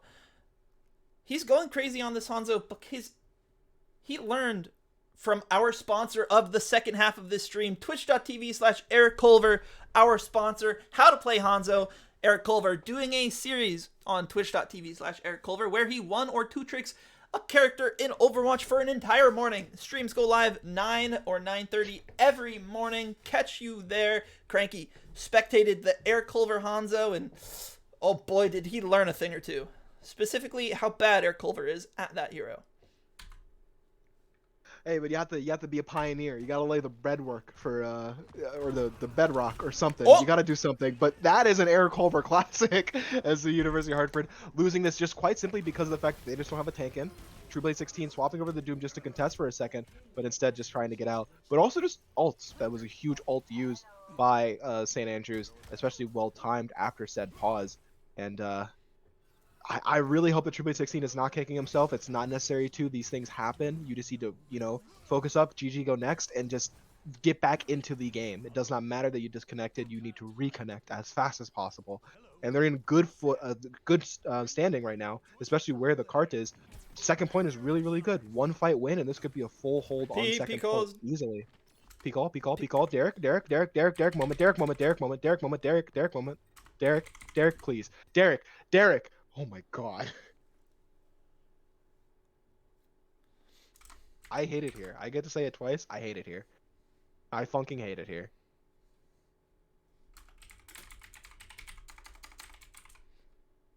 Is there an E here? No. Is this right? Yes?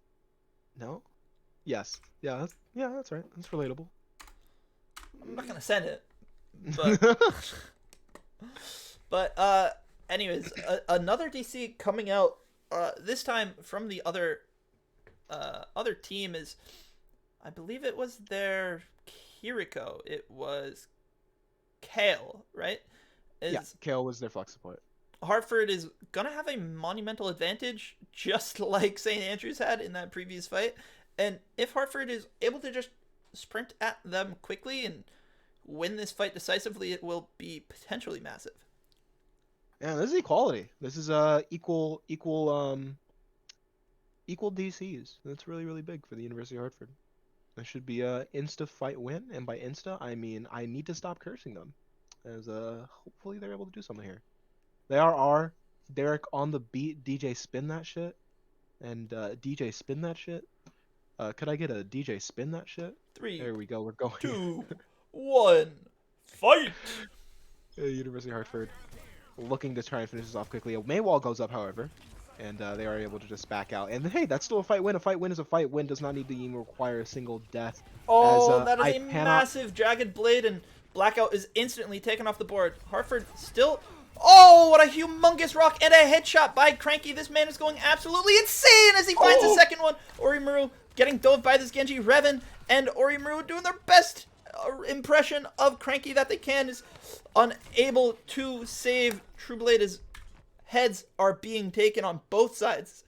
Unfortunate start for Blackout, but Cranky's doing the Lord's work on this hero. Yeah, and this is incredible. This is like quite simply not believable. Like I'm watching, he's doing so well. And yeah, University of Hartford might not have control over the point right now, but I have confidence in them. This is just the matchup needed. Oh, and a great Hanzo ult through the wall, able to find Sawtonics, putting him down in the dirt. University of Hartford just trying to creep back around. The second point, they need to hold it as best as possible. Orimuro with 2, as Kale's able to find it, but Craigie's able to finish. He can't be stopped. He can't be stopped. And It's crazy. I'm really glad to see Orimuro finally come alive during that fight. It's been relatively quiet from him, but realistically, he hasn't been very needed, as you know, Cranky and Trueblade have been so dominant on all of their fight wins up to this point. Yeah, it's been really solid. It has been a DPS's game. As we see, however, a coordinated play that gets slowed down just by the backing up of the entirety of the University of Hartford team. They need to make sure they keep on the point here, but however, the Flux is online, and for a well-amoeba'd comp like what they are running, and a great combined fire from Blackout and the Rock from Trueblade 16 to initiate it. The beat comes out, they're holding on to this Flux, they whip it out, and they're going crazy. Orimuro is able to find another 2 Kale, finding him once again like it's just a repeating cycle, and the University of Hartford getting back to it. This is good. This is really solid. We're at 5 seconds. The University of Hartford, I completely lost track of time, which is why I was talking like there was more time in the bank, but there isn't. University of Hartford is able to stall the cart, and this is map 5, not even going to 3 points. This is really good. Now, the real question is going to come in here. How will they fare with this double sniper comp on attack? St. Andrews is going to be able to have a little control of the tempo in the sense that whenever they want to just run at the snipers are kind of at that mercy. They don't have that defensive advantage, right, where they can choose where they set up. They're going to have to walk into sightlines and into positions, oftentimes exposable to rush comps like this Lucio and Junker Queen. I think I've decided to just not speak for the rest of this map. We're gonna let University of Hartford just do this, and I'm not gonna say anything out of fear. Stream spectator POV. Yeah. Or scrim POV. We'll just watch from here. Silence. Well, no, you can speak. I've just had a bad track record of saying things, especially on this particular cast. So once time starts, I think I'm just gonna be quiet unless I'm pogging out, because We've got a spawn hold on our hands. Oh, that's pretty cool. Please win. Please fucking win. No bias here from our friendly casters. As Hartford has the recognition, they see what's going on, and just cranky headshots, cranky body shots, that's going to be dangerous. Now, this is not something they've really had to experience too much of up to this point. Is Trueblade maybe thinking about making a swap, maybe not, as Orimuro simply goes over to the Bastion. Actually make that the maze. Cranky potentially swapping Bastion himself. I like that they're taking the time. I'm curious to see if Blackout will switch as well. He is going to be going over to the Lucio, speeds them out, and a little bit of chaos, but they're going to be able to just set up on this objective, which could be massive. Great wall, completely isolated Queen, as split target focus allows danger, but they get the kill, they get the break on the immortality field, and I love what St. Andrews has done. They went for the spawn hold, and they just burned a full minute off the clock, and probably not much more, but oh my god, just win the fight! And St. Andrews, they simply burned a minute and 10 off the clock without letting the cart travel whatsoever.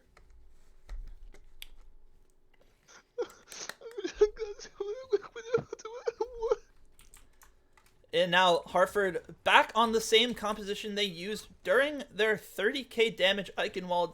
And Revan is taken out right off the start.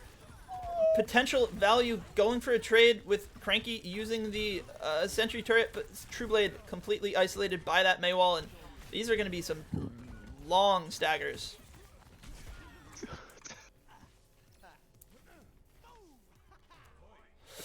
My mental is shattering before me. Heads up, soldiers, and more importantly, heads up, casters, as we move into an upcoming fight. Massive ultimates on the card for both teams, as the Flux and Artillery Strike both on line, which could be just simply monumental, but that's another word I'm saying repeatedly.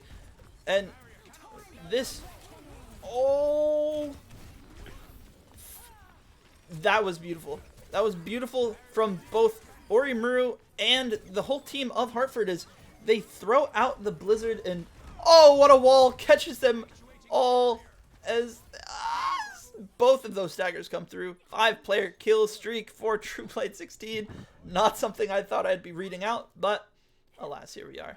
Orimuru looking to swap. Not sure what to, but perhaps Genji? Widow. Opts to go over to the Widow for second point, which is not what I expected, to be honest, but I'm curious to see how this is going to work. If that hit, I would have... It's okay. It's okay. It's okay. We have time. We have time, baby. We have time. Dude, I feel like I have money on this match. That was the coolest unintentional Maywall I think I've ever seen. The Maywall came up and it caught Orimuru's grapple, and that was that. Now, I am really surprised that they're opting to switch back over to this double sniper composition. I really thought playing their Mei Bastion would simply be all it took. Is they're in more or less one-fight territory, and this is a difficult position to push upwards with the double snipers, as they're just looking to run over the backline every single fight. Sound Barrier and Dragon Blade and Window all invested all at once, and that is, you know, that's so expensive. Okay. Sorry, I need to come back as a caster here. They just use every single ultimate. The intelligent play here is to do exactly like you said, swap off the double comp and then just go back to the better version of Brawl, the hybrid Brawl, that is just easily available for them here. The University of Hartford, yeah, they are one fight away. They have 2 minutes in the time bank. They can kind of put around as best as possible. It looks and like we're they're making seeing that exact recognition. Thank you. Every single ultimate was just used. All you need to do is have a better neutral than this enemy team, and you still have a Sigma. You still have range damage against what they are running here. The University of Hartford making the intelligent play here, taking the time necessary to make the right play, and this could be everything here. As like you said, one fight distance away for the University of Hartford here, and they're already forcing them back because of this better neutral. This is so good. And Hartford has time for 1, maybe 2 fights, depending on how, or rather 2, maybe 3, depending on how these play out. And they're looking to just burn down this front line. Immortality, Cryo, Forced, as well as, I believe, a Shout as well. And Hartford's still looking pretty healthy as the enemy Junker Queen is brought to 1 HP. Mara falls before they can get the ultimate on the line, and oh, Orimuru finding a couple massive staggers. The Blizzard is available from Satonics, but I'm not sure if they're going to be able to get the value they're looking for. TrueBlade takes them out right off rip. Revan is alive, has the window online should he need to use it to keep his team alive, and the University of Hartford are going to take map 5 of Circuit Royale and clinch their spot in the playoffs. Can I hear Clutch Genetics? Clutch Genetics, let's go! How about... They've never been in this position before, and they did it, baby! They've got that clutch gene. Haters would say that they were going to get reverse swept, but I think we all knew there was never a doubt. Dude. I wish I had a heart rate monitor on during that, man. But I wasn't in doubt. Not even for a second. I wasn't even in doubt for a second. Beautiful clutch plays by the side of University of Hartford is... Oh, wow. Any insightful commentary? I'm at a loss for words. Hey, I'm gonna have to put the Fox News on right now, because god dang, I wholeheartedly believe that was not cranky. I think that was just NIFT FPS. That was insanely well played by the University of Hartford. And like I said, clutch genetics. This was absolutely necessary for the University of Hartford to just buckle down and get into it and do whatever was absolutely necessary. And they made the smart, intelligent plays. Like strategically, I said, when you use every single ultimate like that, well, what do you do forward? Like, how do you make that next step? That next step, okay, let's go back to a thing that has better neutral. Snipers, they're just flippant. You have a 50-50 shot, right? And not even 50-50. You have percentile shots of hitting those shots, having a better neutral. You have to rely on the mechanics of your players. Instead, play something that is strategically sound, that is solid all around, that allows you to win these fights. And you just saw how well they played that tempo in the hybrid comp. Once they swapped over to it, University of Hartford just rolling away with it. And I mean, what else can I say? We just let it speak for itself. They've never been in this position before, and yet when they were put in this position, they were able to take that map 5, and that could be everything going forward, especially when we head into a even more difficult than this one, grand finals. And it honestly shouldn't even be that difficult because all of the pitfalls that the University of Hartford faced today were silly errors. Were not forced errors. Were not the enemy team playing better. It was the University of Hartford beating themselves. So they have a week to tighten that up, re-hit the girders, do as best as they possibly can, and come back stronger and better than ever. And I think it's possible. I think it's very, very possible. And I'm very happy to say this is University of Hartford heading into their first grand finals that I have ever been a caster of, that I've ever been a part of, being a member of this University of Hartford extended family. So I am incredibly proud of every single member on the team. But we do have to settle who would be considered. Oh, I'm sorry. A timeout, a flag thrown on the play. I would like to acknowledge 1 year ago, the University of Hartford was in a similar position where they were in the grand finals against the University of Toronto. Yes, that is true. And it was I believe it was a 1-3 final, a close match, hard fought, but unable to secure that one. But Hartford's looking to change things up as they head into the next match next week. Yeah, and this is the opportunity to correct the record, right? Set it straight, let everyone know. But to go back to my very important question, who would be your player of the match for this 5-map Gigabanger? Well, this 5-map game match that we watched. I don't think there's anyone else you can give it to besides Trubilate 16. He performed so unbelievably well during all of these maps. Obviously, we've talked about it a handful of times. The 30,000 damage performance on Sigma during Eichenwalde, phenomenal. And also the Sigma play on Circuit Royale was also pretty crazy. Pretty good. Pretty good. Not to mention the Junker Queen came out. The team as a whole didn't find success with the Junker Queen, but that's largely just a coordination error more so than an individual playing mistake. I think his Junker Queen mechanics looked pretty beautiful, and it was a great show to watch. It was a great show to watch. It had my heart beating pretty much the entire time. I was really worried that caster cursed them. Oh my god. It was. I don't even know why I spoke. Why did I say these things? Let's never speak about it again. How about that? Yeah, let's do that instead. But I do think that they're sadly out of time, right? Just because of the nature of the dome that they play within. I think they had to be kicked out already, right? Or no. They should have. Surely someone would be joining us. Oh, hopefully. Well, if we're able to take an interview, I would definitely like to get it from Jack Pepin, from Trueblade 16 on the side of University of Hartford. If not, it's very understandable. They just went through a slog of anything. I understand just wanted to take some time, take a break, but they can't take the whole week off. They have another match to do once again next week, next Tuesday, and that will be the grand finals for this league. I'm excited. I think I'm very, very excited to see how the University of Hartford does. They have clear and concise goals, things to change and improve upon, that will just lead them to ultimate victory. But they have to make sure they take those steps, do some VOD reviews, work with their coaches, and just tighten up those problems that they were making today. And that really was largely target focus. And then one thing I never brought up on the cast, sadly, I swear to God, if I see another offensive beat, I'm going to beat a child to death with my bare hand. Wait. Give that back to me. Give that back to me real quick. Give that back to me. Huh? If I see Blackout Leroy ever offensively beat one more time, I will drive down to my local orphanage, take out this and this, and give it to the first child I see on site. Try me. Please hit my line for the Lucio VOD review. He said if you hit another aggressive beat, he's going to beat the living shit out of an orphan child. Damn straight. Why'd you lose Adam? Damn straight. It's like, it's something I would say.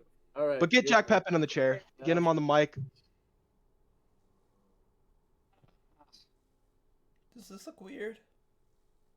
Yeah, Sure. It looks maybe. well. It looks No. like well executed. Like I think you can do the whole thing. Oh, what? Oh. No, it's my jacket now. Hello. I got distracted. Hello, Mr. Pepin. Congratulations on getting the winner chicken dinner victory royale. Talk to us. Where were the emotions? What was it like? How did you guys feel? Map 1 happy, map 1 happy, map 2 happy, map 3 sad, map 4 very depressed, map 5 I don't know.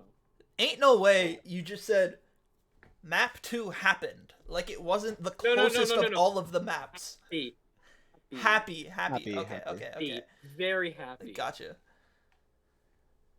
Yeah, it was. That was such a fun game to cast in.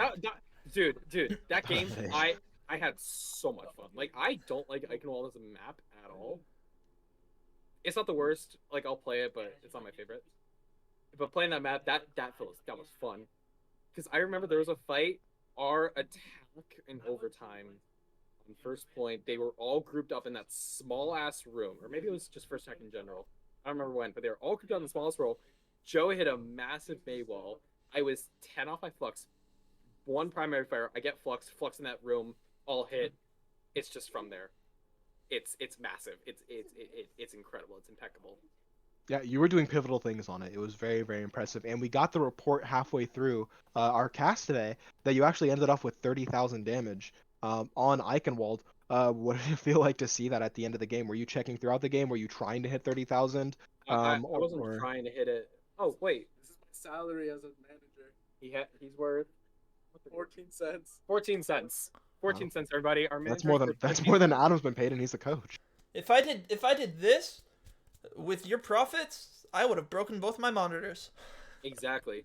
But yeah, I wasn't checking very much in the game. I checked like every so often because I press tab after every fight to see like did anyone swap, did anyone die, like, etc. Like it's just so natural for me to be able to help, like, because I'm trying to help with all tracking more. So yeah, but I remember like occasionally I glanced over and I would see like, okay, like 10k damage. Okay, that's pretty good. 20k. Okay, that's really good. 30k at the end of the game. Huh. As it is. All right, so as a normal rush game, yeah. So talk to us about the later maps, right? We saw Esperança come out. Survasa. There was a Junker Queen mirror for the majority of the map. There were so many great moments, but you guys weren't able to consistently find the capture points. Yeah. Like what do you think? Like, what do you think caused that? Where was the error in the team play? I think that honestly, for me, I think that I think personally, we weren't putting as much value. Like we did last point to be able to get a touch in, but I feel like we weren't putting as much value at getting the touch than we were doing fight planning, etc. Because we did our all track and we did our fight plan, but I feel as though we should have started moving and just started like made like a fight plan, but more so said, okay, who is going to touch, who goes next, who's touching. I feel like that should have been the first plan, but it happened. The map happened. Overall, I think we played fine on that map. It just wasn't in our favor. That's fair. I think that's incredibly fair. Yeah. Sorry, real quick before we continue, which mic are you speaking into? Are you speaking to the headset mic, or are you speaking into the mic that's in front of you on the desk? Okay, so then definitely bring that a little bit closer to you. As we get into some chat questions. Yeah, get up nice and close to that mic. Is that better? That is better, yeah, that's how mics work. Okay. I asked this for myself. However, let's get into some chat questions. Closer, so I'm gonna get closer. What's this? I turned his user volume down to 0? What? But let's get into the questions from chat. We have one from Nift FPS, which is going to be asking Trueblade 16, why are you the GOAT? And could you possibly Well- make some GOAT noises for us, especially since you're already doing some ASMR? Actually, are y'all gonna judge me? He's so self-conscious. Look at No, him. don't. Why You can't don't say have to yes? ask them. You don't have to ask them. We'll judge you. We are the judges here, not them. Ignore them. I don't know if I can do it. Yes, you can't just can. do like a, you I can't just like can? do a bleep. Anyone Yeah, can you got be it. one Yeah, you got this. between No. 1 and 10. No, Everybody no, is in no, that no. range. No. Yeah. God, this is gonna be horrible. You're just thinking about it too much. Just rip it. Brrr. Okay, so that's it. That's You know, it. it's not a 10, but it's not a 1. It's not a 10. It's not a 1. And honestly, that's. Eh. I guess I can't say fucking anything. I do it. I don't can't know what do goats it. sound like. Do they just sound like sheep? Yeah, they're the same fucking thing.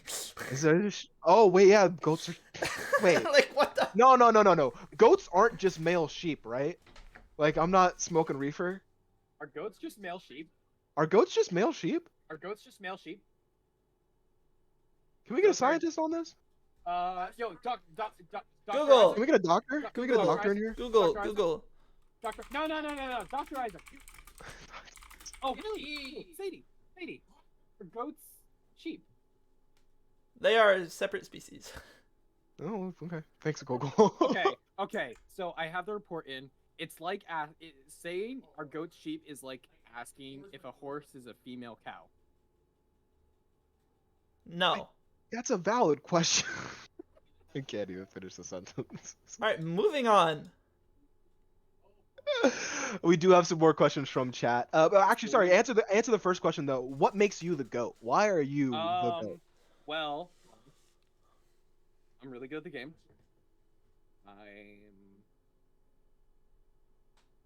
I'm really good at the game. Some might say great. Some might say I'm the greatest of time, actually. Remember the conversation we had about the microphone? Do I need to turn the gain up on this? You just need to not lean back in your goddamn chair. It's Bro's been like- 3 Bro's like, straight weeks Jack, of me yelling it's at like, you fuckers. this is the mic, and you're like, yes, I am a goat. Bah. Yeah, I might be the GOAT. Alright. So I'll say, is this a good volume? Can you hear me? Yes, this is good, clean, and crisp. Alright, perfect. I will just sit here then. I will not lean back my chair. Solid. What was the Well, we question? have another question from chat. And Oh, our yeah, next totally. question from chat is going to be from Unorthodox Kane, who's Yes. asking, do you believe your confidence fuels your gameplay? No. No. Okay, what does fuel your gameplay? Well, you see, nothing. You're just a dark void of infinite a- entropy that just penumbers forward and So, is an so- inevitable cause of the universe itself and therefore a So- factor of it. so let me explain, right? So I am like an empty body, right? There's nothing here, no soul, no emotion, nothing. Adam, Arlo, Leroy, Sean, Joe, Jay, Derek, they've all imbued me with emotion and skills and everything to make me the player I am today. And even you, Peter. You have a small portion in there. Oh, go kill yourself. No, That was beautiful. By the way, I'm sorry. That was an instant reaction for me. That genuinely was very beautiful. Wow. Adam, you okay? You okay? It was really nice. Oh, a tear? Aw. That is genuinely really nice. Adam, you're my coach, and you will always be my coach. Yeah. All right, so I started out. My eyes were watering from like 40 seconds ago because I like rubbed them or something. Then I turned my camera off as a joke, and now my eyes are just watering. I didn't hear half of what you said. Oh, it was really nice. You should definitely check it out on the back half. At youtube.com/@AirCulver, where all of these VODs are going to be posted up. Oh, now, no, the plug happens afterwards. Now, continuing on with this interview, Mr. Trueblade, talk to us about the final map. Final map. This is the first time all season the University of Hartford has had to go to an escort map where Exactly. we as casters, we weren't sure where you guys were going to pick, but it was a very quick decision. Talk to us about it. So, I mean, whenever we play Circuit, standard comp is always Sigma, Hanzo or Sojourn, Widow, Bap, Zen. That's just what we play. We know how to play it. Take angles, you poke, and you win, right? That's just what you do. And we played that for the start, and we were able to hold it before they kept second. Oh my god, that Going into DC. Dude, Really brutal. Derek, really PC brutal. number 2, get that fixed. Get that fixed, Derek. Nah. Spend that 14 cents income of yours on the PC. Yeah, but going into attack, I remember Joe, he was saying, yo, they're outside. I think he was saying they're above us, and I was like, okay. So I'm gonna peek outside. I looked above, I didn't see anything. I looked left, and I saw an outline of a JQ. I'm like, huh. And I know that in our comp, we need to take angles, and we play a much further range. And if we're playing close up against a JQ Brawl Rush comp, we're not winning. We're not winning. So I made the call for us to go Bastion, Lucio, and May, and keep Sig Bap, and just play that comp and just absolutely melt whoever we will. And we did that. And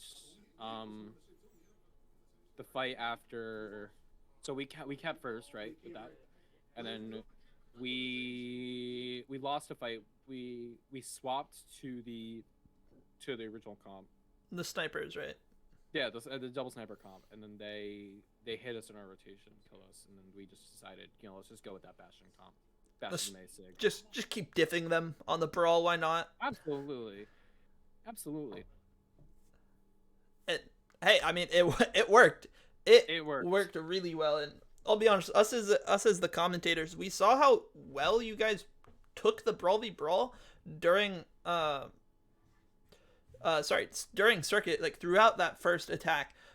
And we were really caught off guard when we saw you switch back over to the snipers, because the snipers are really difficult to play sometimes against just the natural map geometry, because if you can't get those sightlines, it's just, you just cry sometimes. I mean, I don't really know what it's like to play snipers in that comp, because obviously I'm not a DPS player, I'm a tank player, so I just stay Sigma.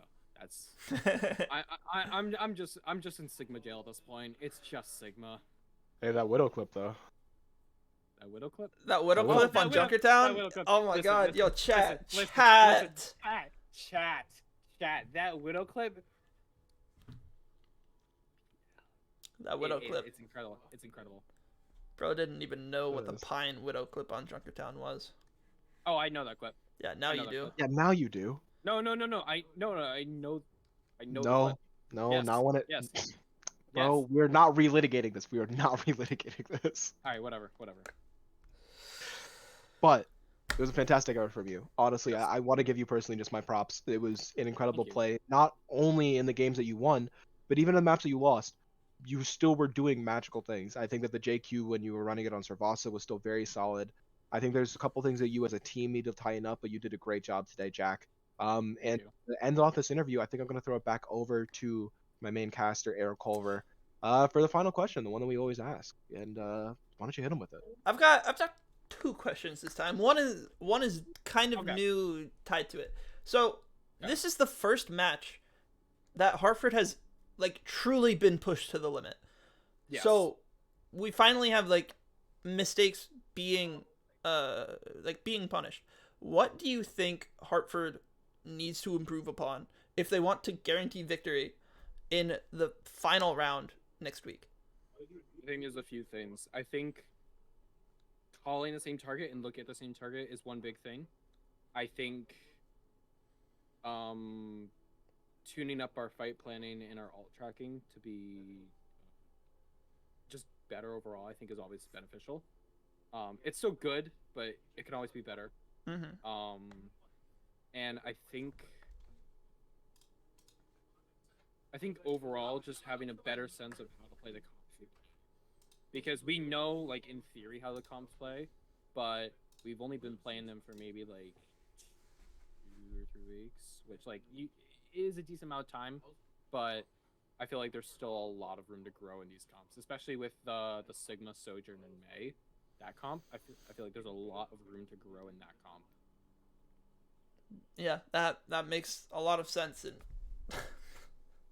yeah, so Are you okay, Adam? you know, and just allergies to casting.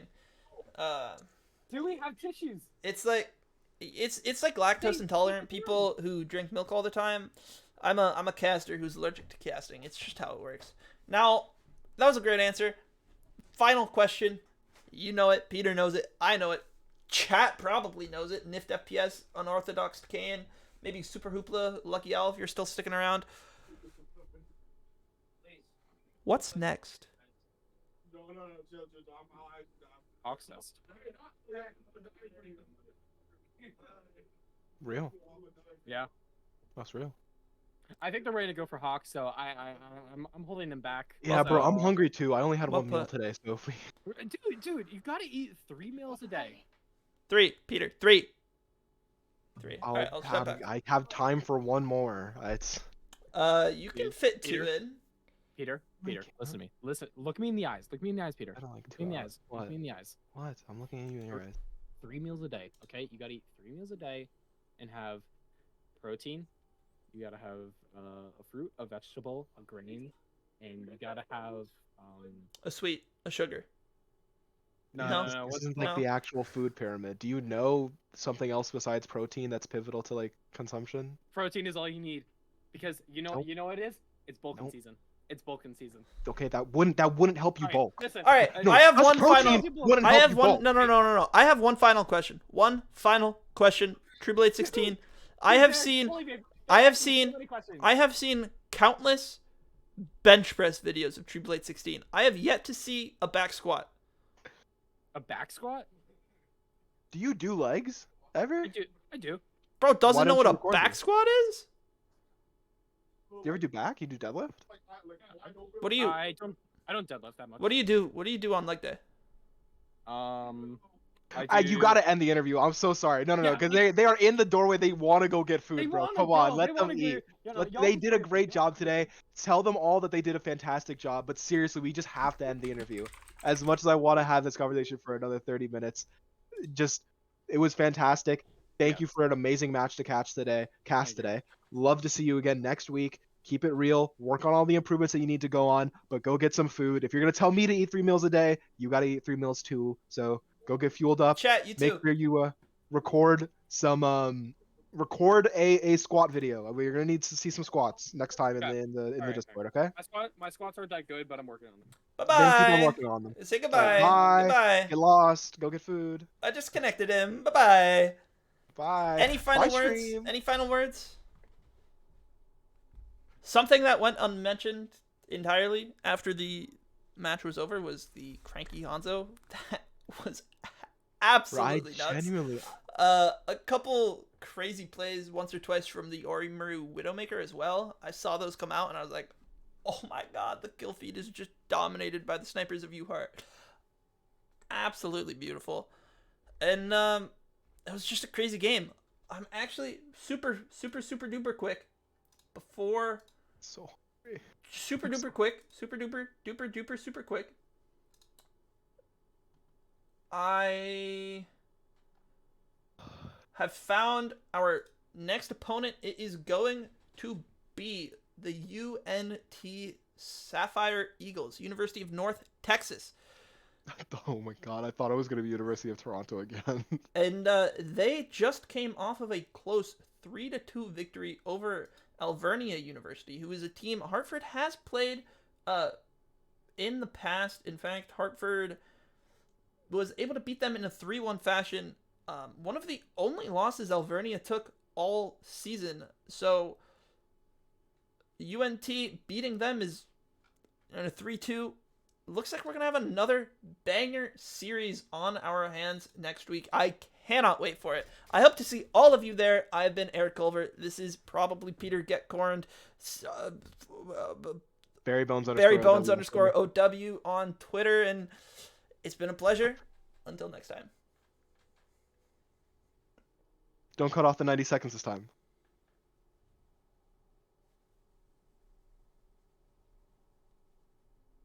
You know the Lord of the Rings movie, the Two Bye-bye. Towers? I think it was an inside job. All right, maybe I cut off the 90 seconds.